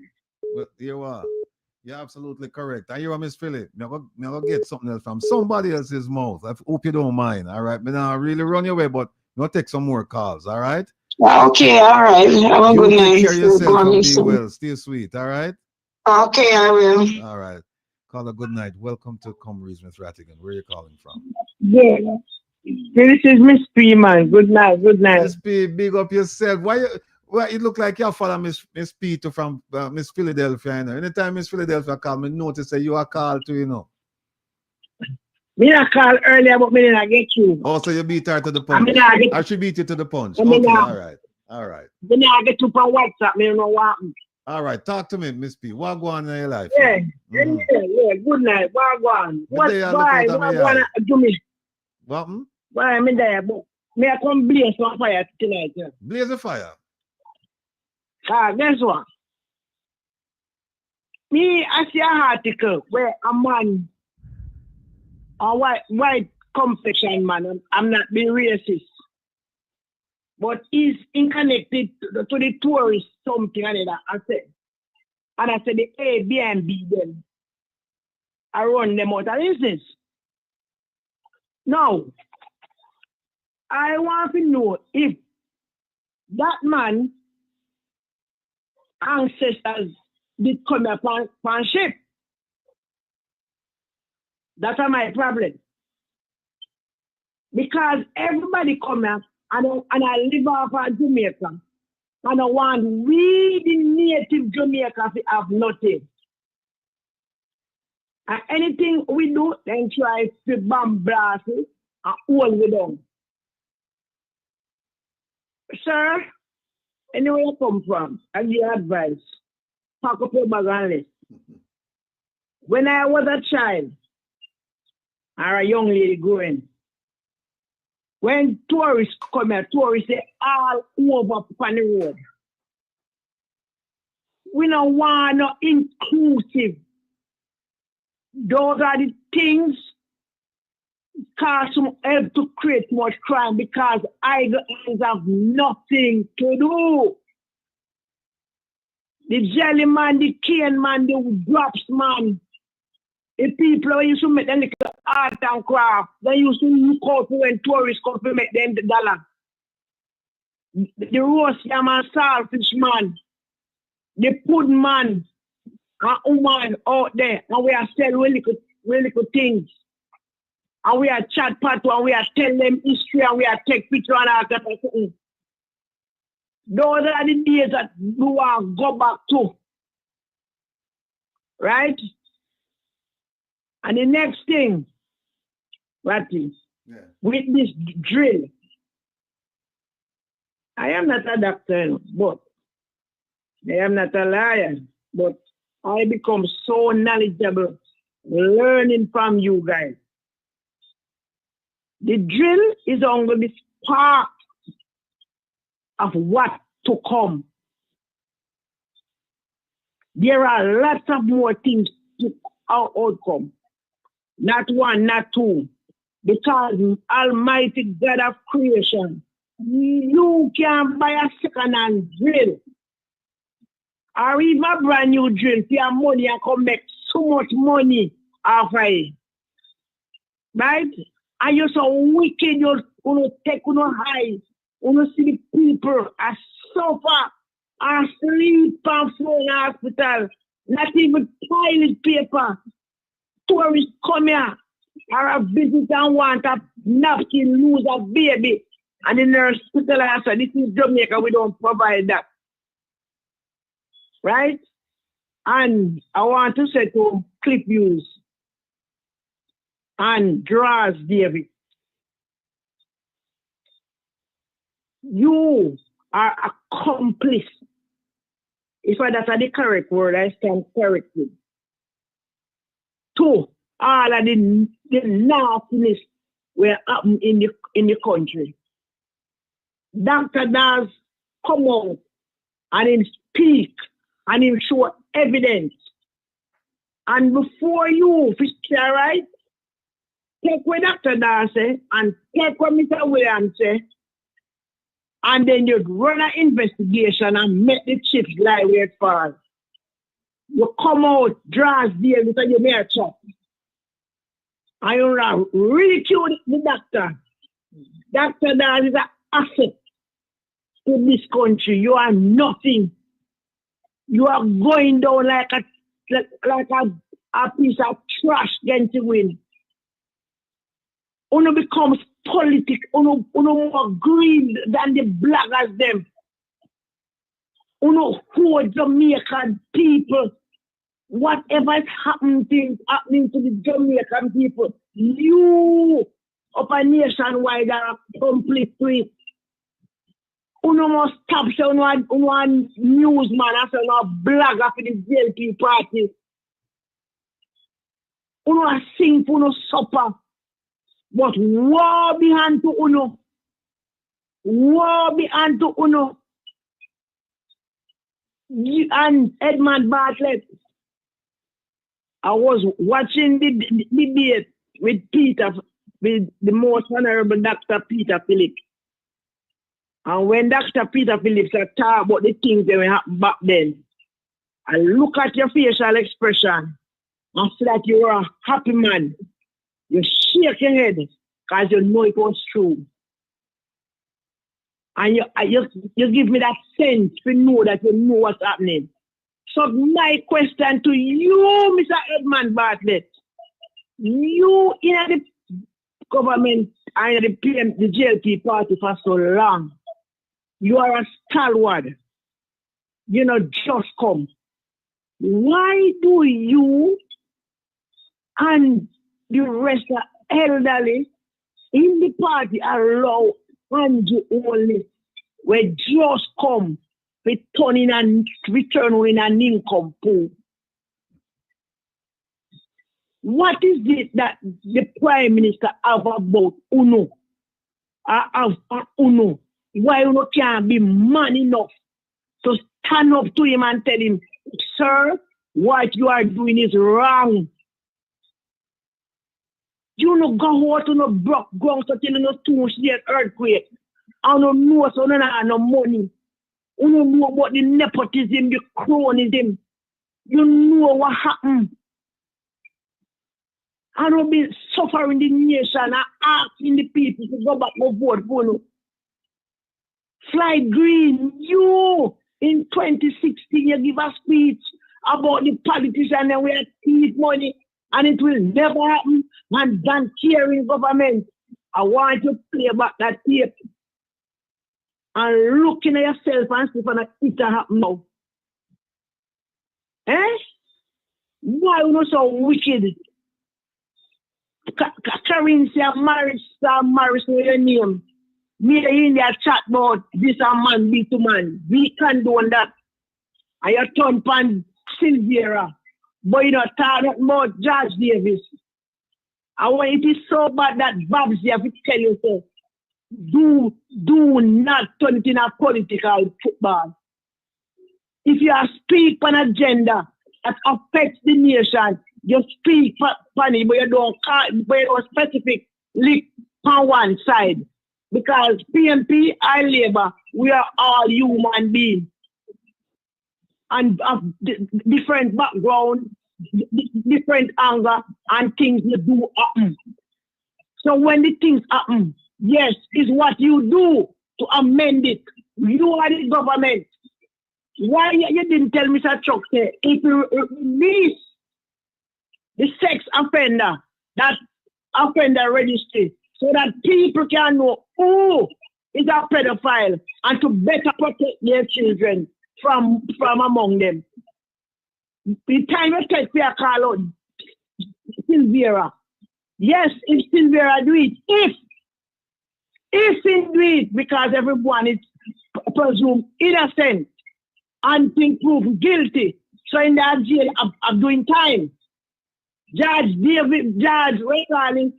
Wright in a parliamentarian way, the sex offense register is not released. So those are the things we expect you to talk about. Demand Mr. Chuck to release it and tap me by the partisan. You can't take politics to cover up crime and corruption.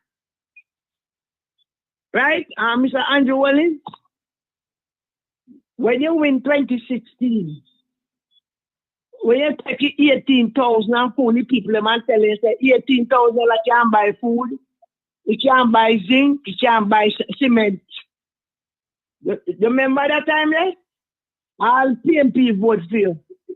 Because they licky, then turn back from Sister P. They vote out Sister P for 18,000. All the teacher them vote out Sister P for 18,000. You go back again at the pandemic. You call election when the PMP them never turn up because they're afraid. Right? And now look what you turn for the people, man. When you tell us it's on our yard, you're busy at least. My advice to you, sir, you have $100 million in the bank, you have big house, you have car, you have multi policemen back at you. That can't save you. How much bed you sleep in when night comes? How much food you eat? How much toilet you use? Eh? You are just a man like anybody else. You're not better than nobody. You've been privileged to be a prime minister.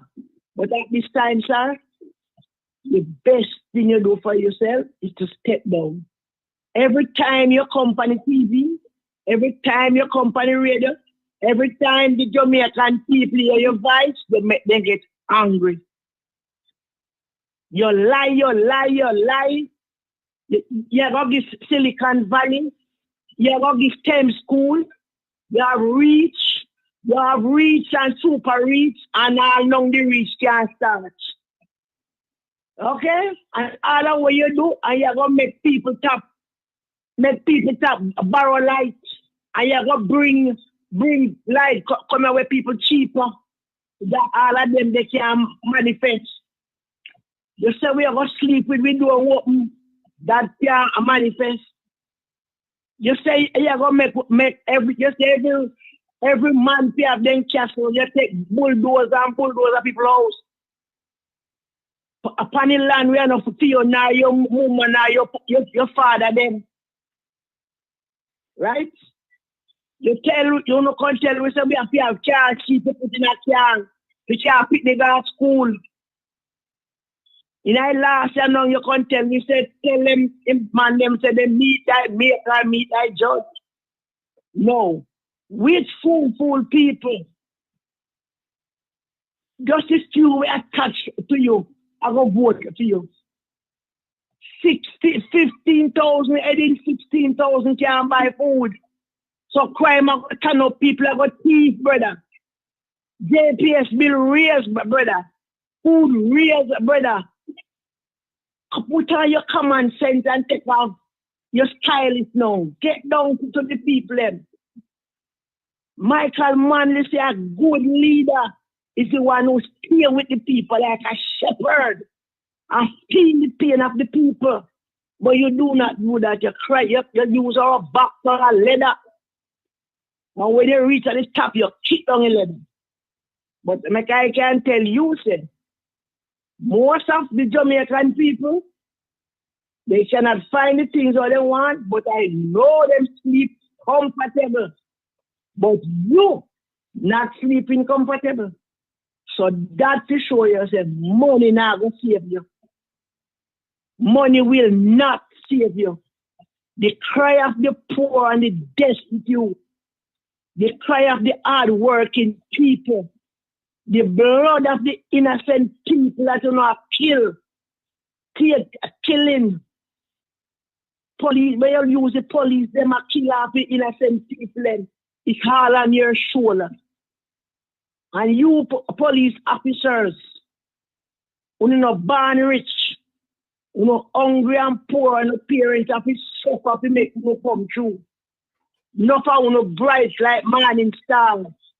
But there is no opportunity more to go to the police.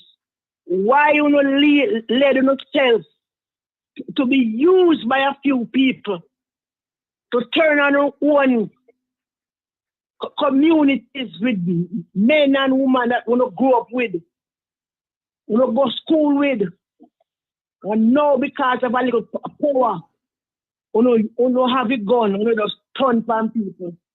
And at the same time, we now get the decent pay. I see police officers who serve, get sick, and the JC never look upon her. She died. She dead to once. I see police work hard, then hard, and up till now they retire and can't get them pension. Eh? What are you guys doing? It is rough. It is cruel. Is a murderer. And one day, 1 minute, 1 hour, you're gonna pay it dearly. And you, Marlon Morgan, we favor tough turkey. When people like you in the Senate, that show you that the Senate gone to nothing. Gravel. The government at gravel card, then go build law. They go pick something like you to become a Senate. The Jamaica Parliament becomes a surplus crown. And I heel back. And Judge Draws Davis, may I warn you.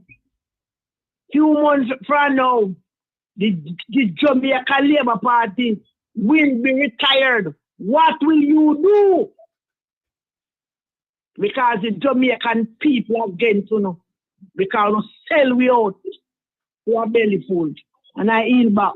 All right, Miss P. Thank you so much. Thank you so much for your remarks.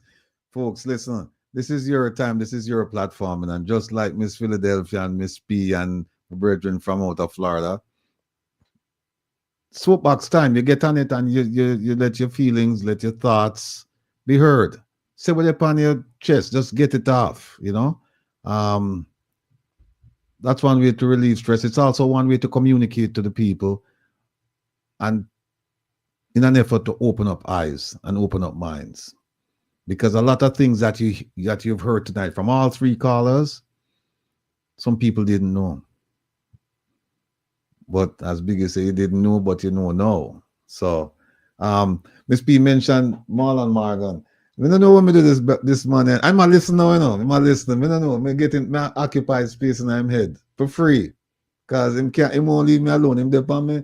And him not make any sense either. Him come and chat all kind of nonsense. Him producer June I just got something saying that what him say?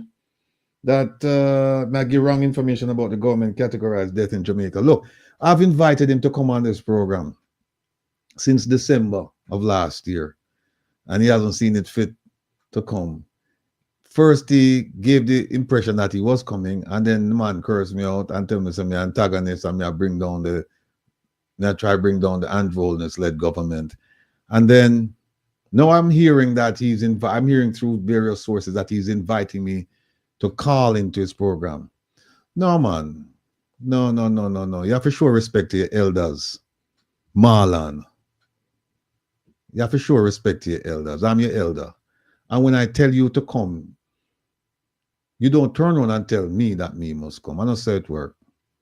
And I'm giving you a respectable space because I'm not telling you to call in. I'm telling you to come and have a seat and join me.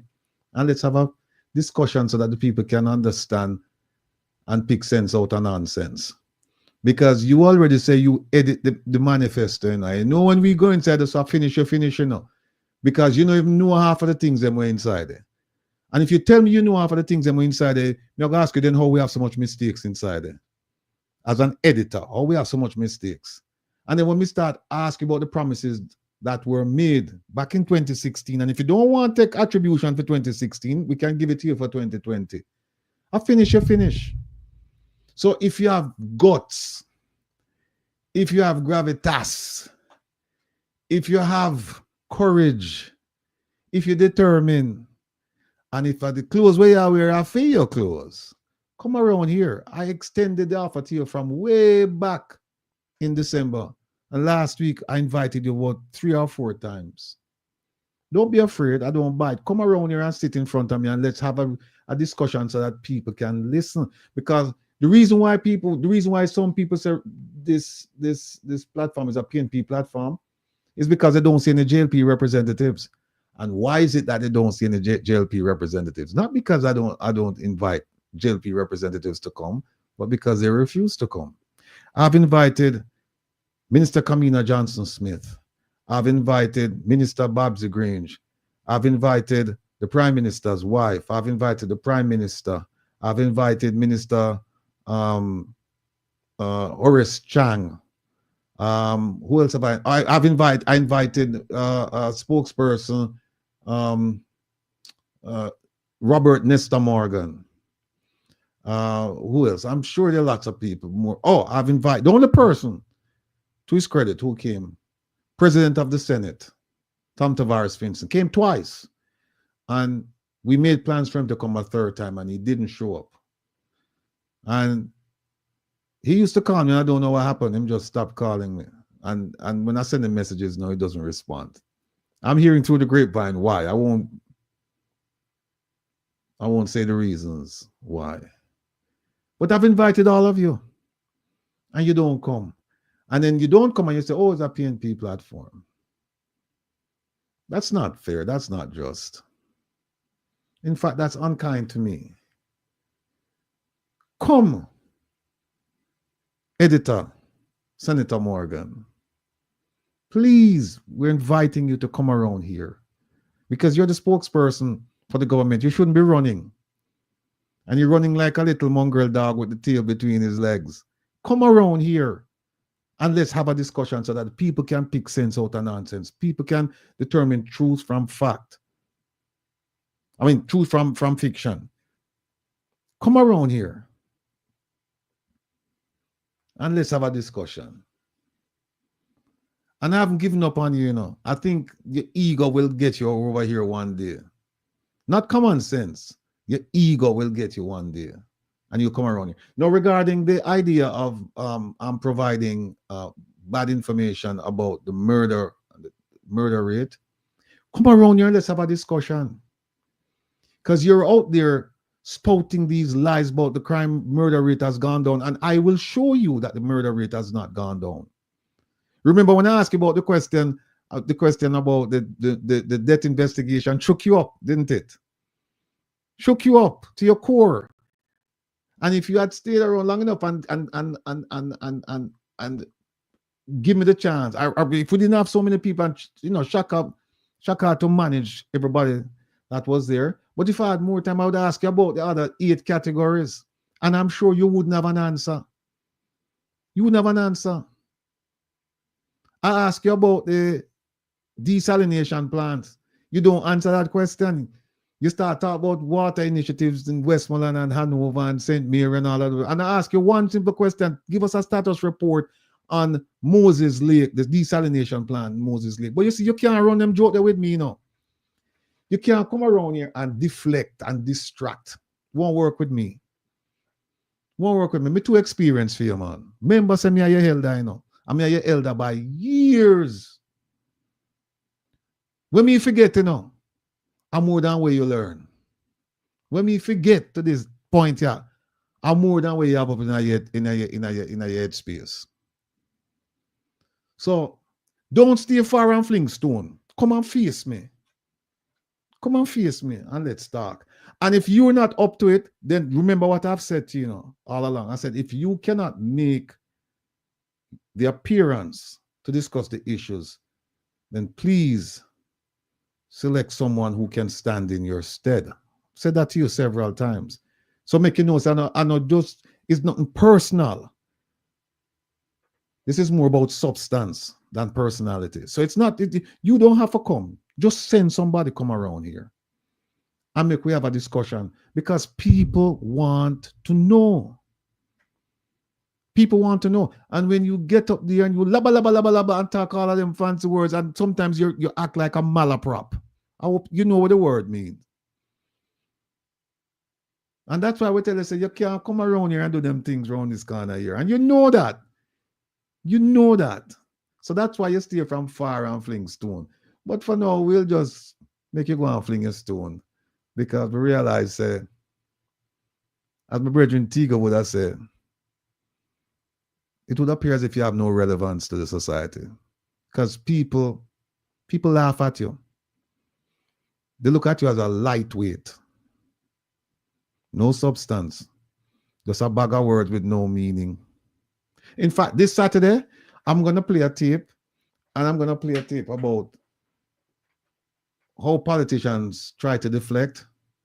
And we're going to put you in it as well. But I want you to pay attention to the gentleman who's trying to evade answering the questions. I want you to pay attention to him, because that's exactly how you answer questions. And yes, you're right, Elaine. You're going to season and roast him if him come. I'm not coming around here. No, come around here. So that is what's going on with him. And I just mentioned that because Miss P mentioned him. But sometimes you have to ignore ignorance, you know. And it just goes to show that if this is the best the Labour Party can put out there and say this is our mouthpiece, them not have no bench, man. Them not on a bench. The team weak. Team weak. Nestor Morgan was a much better representative, and he was terrible. Robert Nestor Morgan was a much better representative than this gentleman here, Marlon Morgan. And Robert Nestor Morgan was terrible. But he had a little thing about him where if he no answer the question, him tell him how check and him how come back. And he will never come back to you.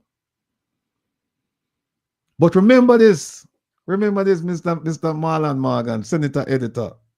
Or the other way around, you were editor before you became senator.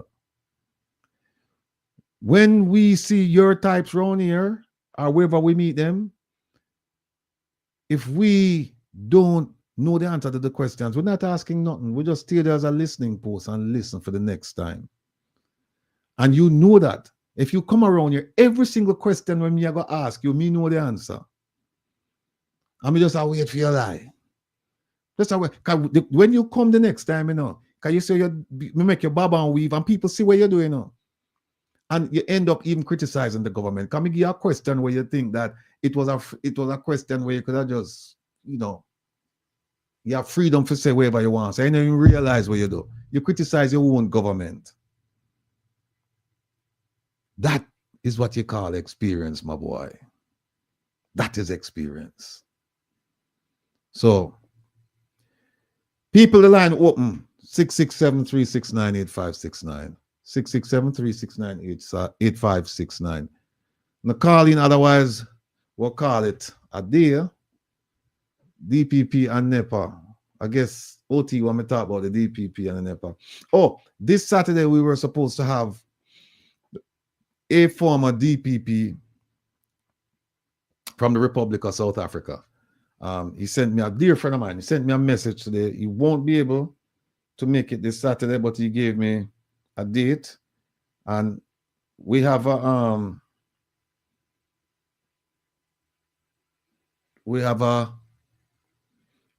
piece to do on our Jamaica's current DPP, and I wanted to play it when my friend is here, so that he can render an opinion on our DPP. He has rendered an opinion. He and I will talk about it because he knows what's going on in Jamaica.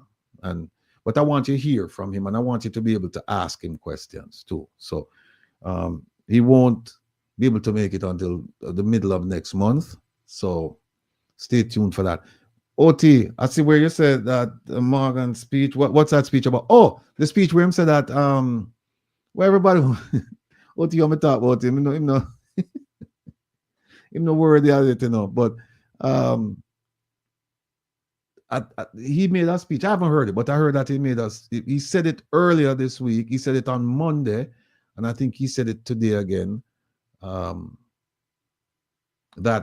the PNP, and I know on Monday he mentioned Senator Bunting, said that they were offering me, or I was in discussion, something to that effect, that a job as police commissioner or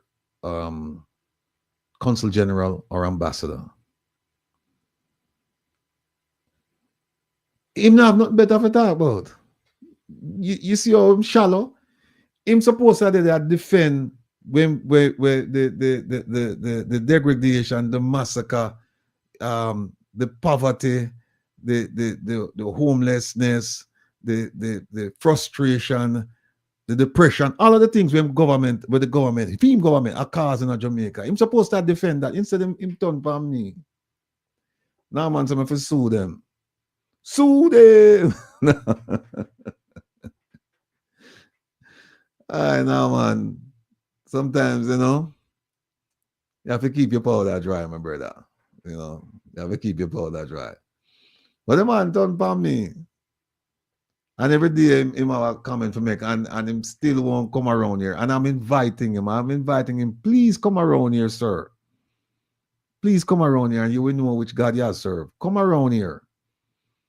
Because everything that we even know about you, we know already, Everything that we know about you, we know already. And the one thing more I ask you, because me see make a statement about it. Dean Roy Bernard, Grace McLean, Ruel Reid, they were all at the Ministry of Education when you were there. And we know what's taking place with Mr. Ruel Reid. And we know what took place with Mr. Dean Roy Bernard.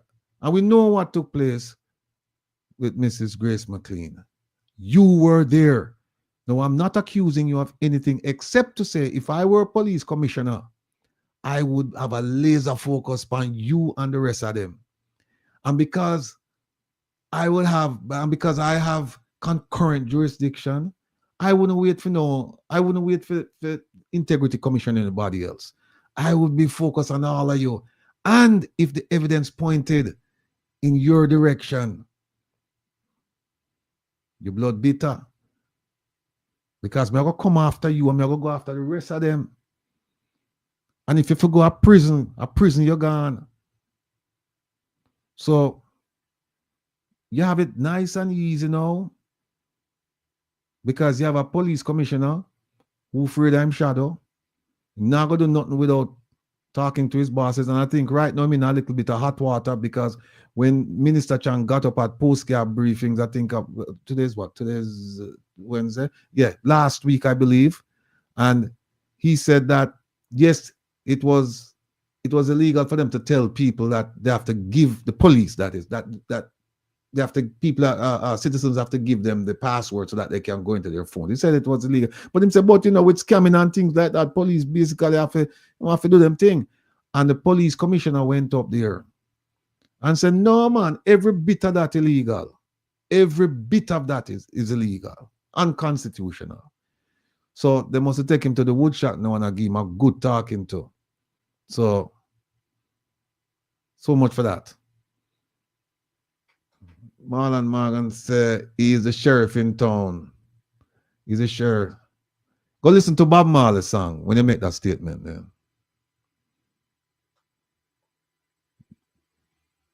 Listen to Bob Marley's song. Come to know who make you, who designate you sheriff. I don't know what you're talking about. You're living in your own world, man. DPP revokes fiat for to prosecute. Okay, you see that this is that OT? Put that up for me, please. I'm gonna put up. DPP, the one that you put, DPP revokes fiat for NEPA.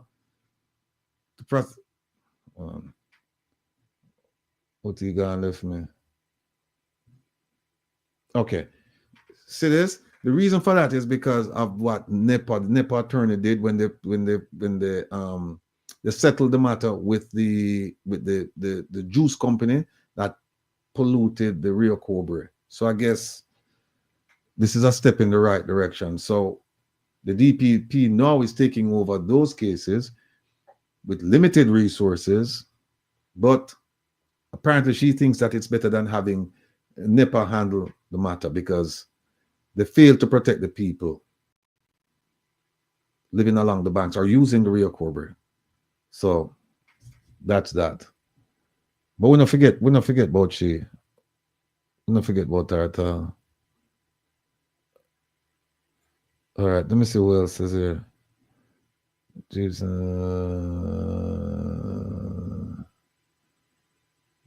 Jason Mullins, okay. There is no other number to call. Oh, people say them can't get through.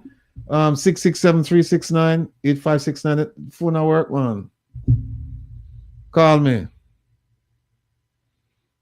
We have 11 minutes to go.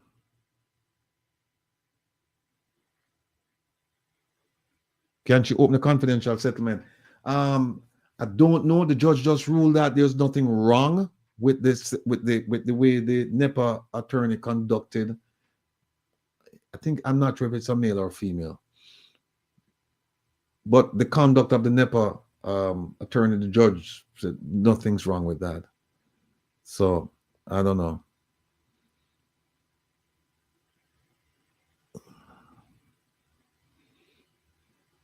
Sharon Salmon said, idiot, go sit down, get up on everybody program trying to call down people. Go away, Ozempic.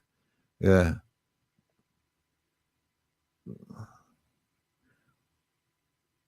Pro Dado say, Ratty, I see the frustration in you, but hold on, brother. The frustration what you say is the frustration of trying to get somebody who's representing, anybody who's representing the government to come and explain the drill, come and explain the fertilizer, come and explain the used cars, come and explain the pollution of the Rio Cobre, come and explain what's going on with the furnaces. Remember, biohazard waste, medical waste. We have been told that they're burying the waste because the furnaces are not working. We want to know if that's true. Here's something else. You remember, people, that a while back, my favorite minister, Kamina Johnson-Smith, and we have a video we're going to play this Saturday, a new video of her. But she remember she jumped out and said that when the same-sex couple, when they were assigned to the embassy, the U.S. embassy in Jamaica, and she run out and said, no, we're not going to give them no credentials, and the government up in arms and blah, blah, blah. And then all of a sudden, we're not hearing nothing. You remember?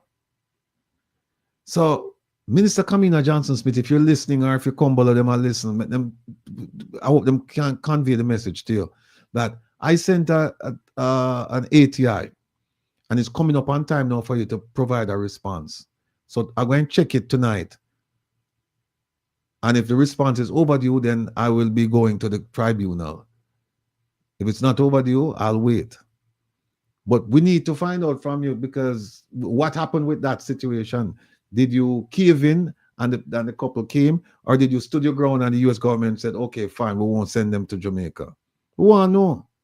Because all this got to leadership. You run out and say run out, giving the impression that you're a strong leader and you're defending the laws of Jamaica. So what I say, Miss Rita, what we need people to take picture, because you say on the bag of fertilizer it said gift from the kingdom of Morocco. That we want. That we want.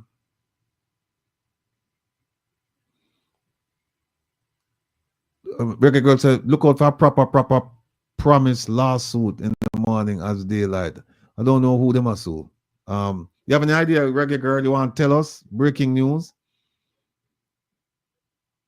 We'll see. Can the PNP change the police commission when they get into power before its contract ends? I suppose so. I suppose that there is a clause in there that they could change it. But even if they can't change it, there are ways that you can get rid of him. There are ways that you can get rid of him. You make the situation so terrible that him just leave. There are ways you can do that.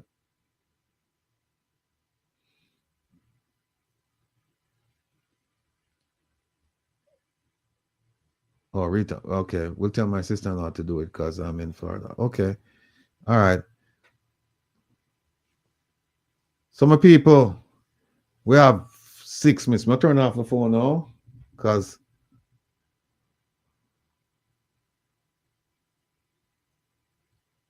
okay, Lance. You see, what happened is this, Lance, right? A lot of us, we talk. But when the right time comes, how it goes? Some are going to charge for treason. When the right time comes, some are going to run up and down. No, seriously, no, Lance. What happened is a lot of us, we're very good at talking. And I'll be honest with you, Lance. I was one of them. I was one of them in the diaspora. Whenever I hear about Jamaica, I say, Joe, all of them go on side, man. We don't really care about them people because they don't care about themselves. Them not do nothing, blah, blah, blah, blah, blah. And then it dawned on me that, look, if you really want to change Jamaica, that attitude that you're displaying is the wrong attitude. The attitude you should display if you want help to change Jamaica is to help Jamaica. And if it's only one person at a time, that's fine. So I understand some of these people that they talk and say, we want change, and then you say, okay, here's how you assist with the change. And then you don't hear from them again. And you're going to find people like that, but don't be dissuaded. You may be disappointed, but don't be dissuaded. Because as sure as the sun will rise tomorrow morning, you will find somebody who will hearken to the message. And then you go from there. So keep your chin up, keep your chest out, keep your mind focused. Fight strong, but turn off the phone because nobody never called. I think there might be I think there was something wrong with the phone. I don't know why, but people are saying that the calls weren't going through. And so people, I'm gonna play this again. All right.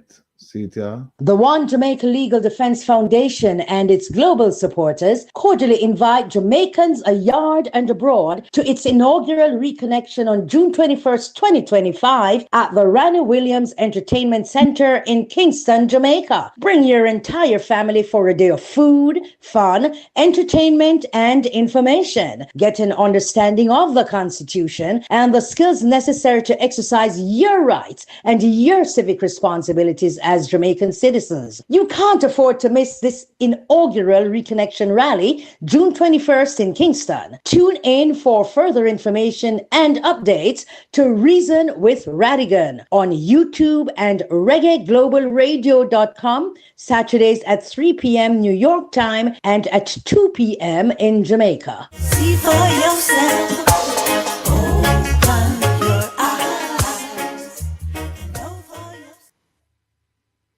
Wicked. No, see the Magnitsky thing, I know, people. See it now? Just got to change.org. Look for Magnitsky. Get busy. This Saturday, again, Percy will be here and he'll walk us through this. And I think one of these days, pretty soon, I'm going to have to walk all of you again. Well, for those of you who have seen it before, and for those of you who have never seen it, we're going to have to walk you through the ATI process and show you how to file ATIs. It's an important tool to get information from government. They resist, but you persist. You just keep filing, keep filing, keep filing, keep filing. I just file them right through the day and night. As soon as I think I can think of an issue, I just file them, and I know it's driving them bonkers because sometimes I file all 10 of them on a Sunday, and when them come in on a Monday morning and them look, them see them. And every now and again, you know, you have somebody who's trying to be a smart aleck. You know, like I asked, who was it? Minister of Agriculture just sent me one yesterday asking me, what kind of document are you looking for? And it's clear what I'm looking for. So you have people like this who play games, but pretty soon, them get blown away like dust in the wind, because we know how to play them games there. We know how to play them games there. So if somebody them I look for play with, the wrong person them I look for play with, them figure ramp with them size. When I ask a question, we just want you to give me the answer. And if you want to take your 60 days, I have no problem. The law says you have up to 60 days. But give me my answer. Don't ignore me.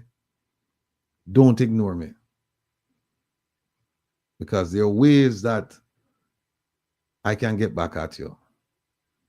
And believe me, people who know me, they'll tell you, I'm a nice guy. But when the niceness come off of me, you don't want to see it. Because we believe in the metaphorical death by 1,000 cuts. So me, you just sit down there and make you languish in a turmoil, and you just in a turmoil, constant turmoil, and me just go and do what me have to do. And until your own people turn against you. And if you don't believe me, ask a couple of the politicians them. And there's one who don't know who me I talk about. Right? So that's where we are. OT! Walk we out with some music here.